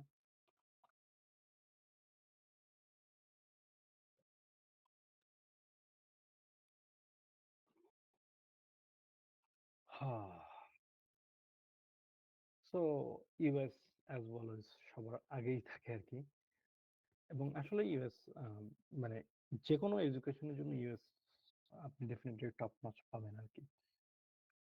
কারণ দেখেন আইভি লিগ যে বিজনেস স্কুলগুলো, এগুলো আসলে ইউএস তাই, লাইক ওয়ার্টন স্কুল পেনসিলভেনিয়াতে, এদের ফান্ডিংটা দেখেন, কলম্বিয়া, হার্ভার্ড, ইয়েল, টাক, টাক হচ্ছে ডারমাউথ কলেজে। সো মানে দেখেন আপনি এদের ফান্ডিং দেখেন, ইউকের লন্ডন বিজনেস স্কুলের ফান্ডিং আর আমেরিকার কার্নেগি মেলনের ফান্ডিং তার চেয়ে বেশি, ঠিক আছে। আর এখানে দেখেন ওয়ার্টন স্কুলের যে ফান্ডিং বিজনেস স্কুলের জন্য, আর এখানে লন্ডনের টপ স্কুলের ফান্ডিং দেখেন, অনেক পার্থক্য, তাই না? তো ডেফিনেটলি আমেরিকা। আচ্ছা, এরপর হচ্ছে, হ্যাঁ এই তো, আর কি কারো কোনো কোশ্চেন আছে কিনা আজকের আলোচনা থেকে? লাস্ট কোশ্চেন, জি পাবলিকেশনের ব্যাপারে। জি এখানে তো পাবলিকেশনের তো এখন একটা ক্যাটাগরি আছে, যে ডাব্লিউএস র্যাঙ্কিং, স্কোপাস ইন্ডেক্স, আবার Scopus right. Index quarter 1, quarter 2, quarter 3, এগুলো হ্যাঁ হ্যাঁ, এই বিষয়গুলো কি ম্যাটার করে, মানে পিএইচডি এই ক্ষেত্রে? বিষয়গুলো পিএইচডির ক্ষেত্রে আসলে আমেরিকাতে আপনি পাবলিকেশন ছাড়াও আপনি পিএইচডি পাবেন, পসিবল, হ্যাঁ। বাট ওই যে বললাম না, আমি এটা ডিপেন্ড করবে আসলে আপনার প্রোফাইলটা কি রকমের আগেরটা, সেই প্রোফাইলের উপর ডিপেন্ড করবে, ঠিক আছে। এখন আপনার ধরেন কিছুই নাই, কিন্তু আপনার প্রোফাইল অন্য জায়গায় ভালো, so you can apply, you may get the admission. আবার যদি আপনার পাবলিকেশন থাকে, তখন ধরেন আপনার পাবলিকেশনটা ভালো একটা জার্নাল, বাট এটা স্কোপাস ইন্ডেক্স না, এটা হইতে পারে, হ্যাঁ। তবে এইটা হচ্ছে আপনার বেশি, আমেরিকা যেটা বেশি জোর দেয় ওরা, কাজটা কতটুকু ইউনিক, ইম্প্যাক্টফুল, কত ভালো জার্নালে, হ্যাঁ এটা তো একটা ফ্যাক্ট, বাট কাজটা ইম্প্যাক্টফুল কিনা এই জায়গাটাতে আপনার একটু ফোকাস দিতে হবে আর কি। আচ্ছা আচ্ছা, তাহলে যে ইম্প্যাক্টফুলটাই মূল বিষয়।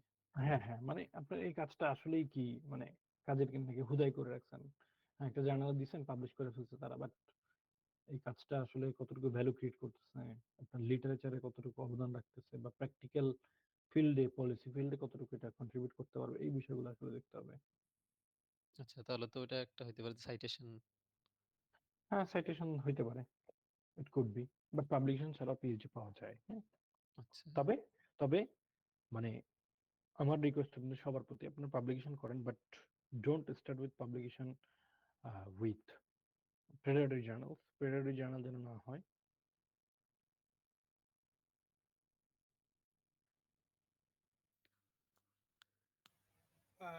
আর কারো কোশ্চেন থাকলে কোশ্চেন করতে পারেন।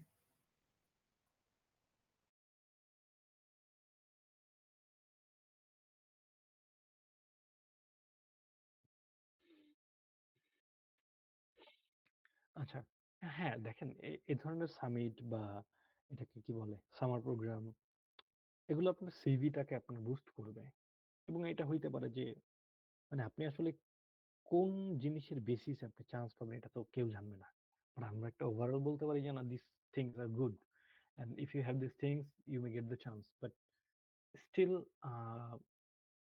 মানে আপনার এটা হচ্ছে যত গুড় তত মিষ্টির মতো, আপনার যদি আপনি এগুলো থেকে অংশগ্রহণ করে থাকেন, দ্যাটস ফাইন, এটা আপনার সিভিটাকে বুস্ট করবে, এবং সিভি শক্তিশালী মানেই তো, ধরেন আমি যদি, ধরেন আমি একজন অ্যাডমিশন কমিটির একজন লোক, ঠিক আছে, তো আমি কি কি দেখবো আপনার, আমি আপনার এই বিষয়গুলো দেখবো, যে ধরেন সিজিপিএ, এসওপি, এলওআর, তারপর হচ্ছে আপনার পাবলিকেশনস, তারপর ওয়ার্ক এক্সপিরিয়েন্স, এরপর ধরেন আর কি থাকতে পারে, টেস্ট, আলজিয়ারি, তো ধরেন আমি হচ্ছে এগুলোকে মানে ধরেন টোটাল আমার 100 মার্ক, হ্যাঁ, ফর এক্সাম্পল ধরে নিই যে আমি 100, এখানে ধরেন আমার 15, এখানে ধরেন আমার 20, তো এইভাবে হচ্ছে আমি মোটামুটি 100 মার্কের ক্রাইটেরিয়া করবো, হ্যাঁ। এখন ধরেন আপনি একটাই মনে করেন আপনার সিজিপিএ 4, আপনি 15 পাইলেন, আপনি এসপিতে পেলেন 15, 30। তো এইভাবে আসলে ওরা মোটামুটি একটা মার্কিং টাইপের করে আর কি।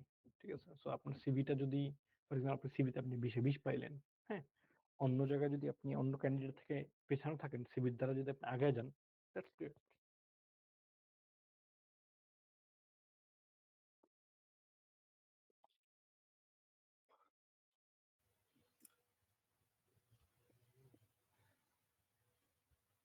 আর কারো কোশ্চেন থাকলে করতে পারেন।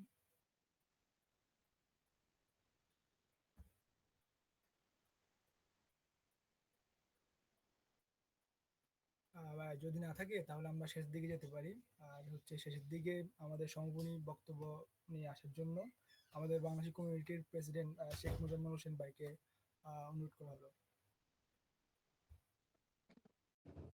আসসালামু আলাইকুম রহমতুল্লাহ বরাকাতু। আশা করি আমাকে শোনা যাচ্ছে। আম, আমি আসলে পবিত্র কোরআনের একটা আয়াত দিয়ে শুরু করতে চাই। সূরা নাজিয়াতে আল্লাহ বলেছেন যে ওয়ান সাআলিল ইনসান ইল্লা মাসা, যে মানুষ তার পরিশ্রম অনুযায়ী তার ফলটা ভোগ করে আর কি। তো আমি আসলে কি বুঝাইতে চাইছি আশা করি সকলে বুঝতে পারছেন। আমরা যদি আমাদের ড্রিমকে সামনে রেখে, আমাদের যদি একটা লক্ষ্যকে সামনে রেখে যদি পরিশ্রম করতে পারি, তো আশা করি আল্লাহ সুবহানাহু ওয়া তাআলা আমাদেরকে নিরাশ করবেন না আর কি। আহ, আমরা যেভাবে পরিশ্রম করব ঠিক সেভাবে আমরা আল্লাহর পক্ষ থেকেই ফলগুলো পাবো ইনশাল্লাহ। তো প্রথমত আমি ধন্যবাদ জানাই ওবায়দুল্লাহ সেম ভাইকে, প্রচন্ড ব্যস্ততা থাকা সত্ত্বেও, এবং এখন ভাইয়ের একবারে সকাল, দিনের একেবারে সকাল, এবং আমরা জানি যে ভাই সেশনের শুরুতেই বলেছেন যে এখানে বরফ পড়ার মতো শীত চলতেছে আর কি।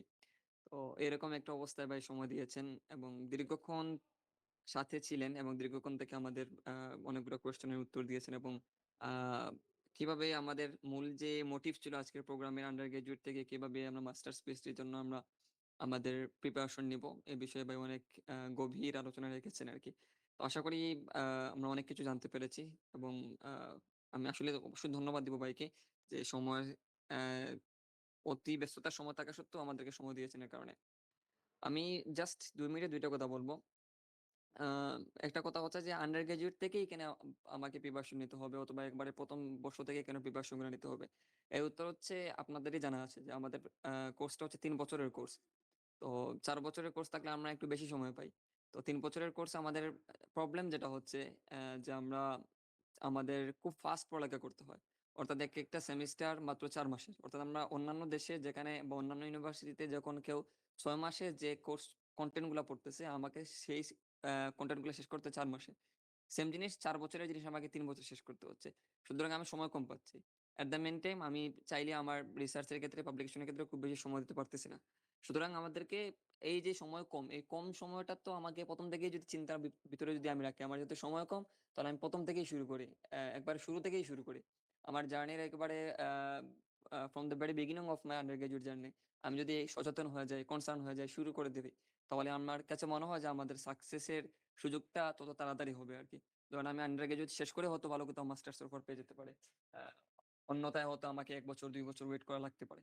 তো এটা একটা বিষয় যার কারণে আমাদের আন্ডার গ্রাজুয়েটের একবারে শুরু থেকেই এটা নিয়ে কাজ করা উচিত। তারপর আরেকটা বিষয় যেটা হচ্ছে, এখানে ভাই অনেক কথা বলেছেন, আহ, সবকিছু আমরা শুনেছি। আমি জাস্ট একটা কথাই বলবো, যেহেতু আমি সকলের সাথেই, আমরা যারা জয়েন করেছি সকলের সাথে ব্যক্তিগত দেখা হয়, কথা হয়। তো অনেকের ভিতরে এরকম প্রশ্ন থাকে যে ভাই আমার তো এই প্রোফাইল নাই, প্রোফাইলের মধ্যে আমার সিজিপিএ কম, আমার রিসার্চের এক্সপিরিয়েন্স কম, কিংবা আমার ইসিএ নাই, একটা কারিকুলার অ্যাক্টিভিটিস নাই। আমি এক্ষেত্রে যেটা বলবো আর কি, যে আপনার প্রোফাইলটা আসলে এক জিনিস আরেকটা জিনিসকে দিয়ে বিট করে। ফর এক্সাম্পল আপনার, আমি ভুল বলতেছি না হয়তো বা, আমার হয়তো সিজিপিএ কম, কিন্তু আমার যদি এই জায়গায় রিসার্চ কি থাকে, এক্সপিরিয়েন্স ভালো থাকে, পাবলিকেশন ভালো থাকে, আমি আমার কিন্তু ওভারঅল একটা প্রোফাইল চলে আসতেছে আর কি।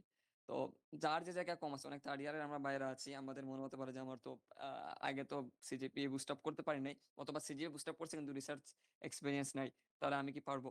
তো আসলে ওইটাই, যে আমরা যদি প্রোফাইলটাকে একটা সুন্দর জায়গা নিয়ে আসতে চাই, তাহলে আমাদের সবগুলাই লাগবে আর কি। কোনোটাতে খুব বেশি, কোনোটাতে খুব কম হলেও হবে না। আবার যদি দেখি হয়ে গেছে কোনোভাবে, তাহলে আমি একটা দিয়ে অন্যটা বিট করতে পারবো। সুতরাং সর্বোপরি আমরা আমাদের জায়গা থেকে চেষ্টা করে যাব যেন আল্লাহ সুবহানাহু ওয়া তাআলা আমাদেরকে রহম করেন, এবং আমাদের যে ড্রিম যেটা আছে, যে ড্রিমটা, যেই স্বপ্ন যেটা আছে, সেই স্বপ্নটা বাস্তবায়ন করার তৌফিক দান করেন। এবং আজকের প্রোগ্রামে যারা জয়েন করেছেন, গেস্ট সহ যারা জয়েন করেছেন, বিশেষ করে আমাদের কিছু সিনিয়র ভাইরা জয়েন করেছেন আজকের প্রোগ্রামে, যারা এখান থেকে অলরেডি পড়ালেখা শেষ করে অন্যান্য জায়গায় মাস্টার্স করতেছেন। তো আমি ভাইদের যেমন আকরামুল বাড়ি ভাই, সিরাজ ভাই সহ অনেকে জয়েন করেছেন।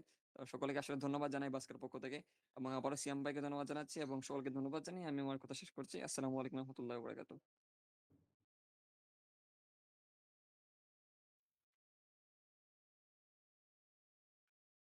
হ্যাঁ, স্লাইড শেয়ার করবো ইনশাল্লাহ। ওকে, সবাই ভালো থাকেন, দেখা হবে আবার অন্য কোনো সময় ইনশাল্লাহ। আসসালামু আলাইকুম। জি ভাই, ওয়ালাইকুম আসসালাম ভাই।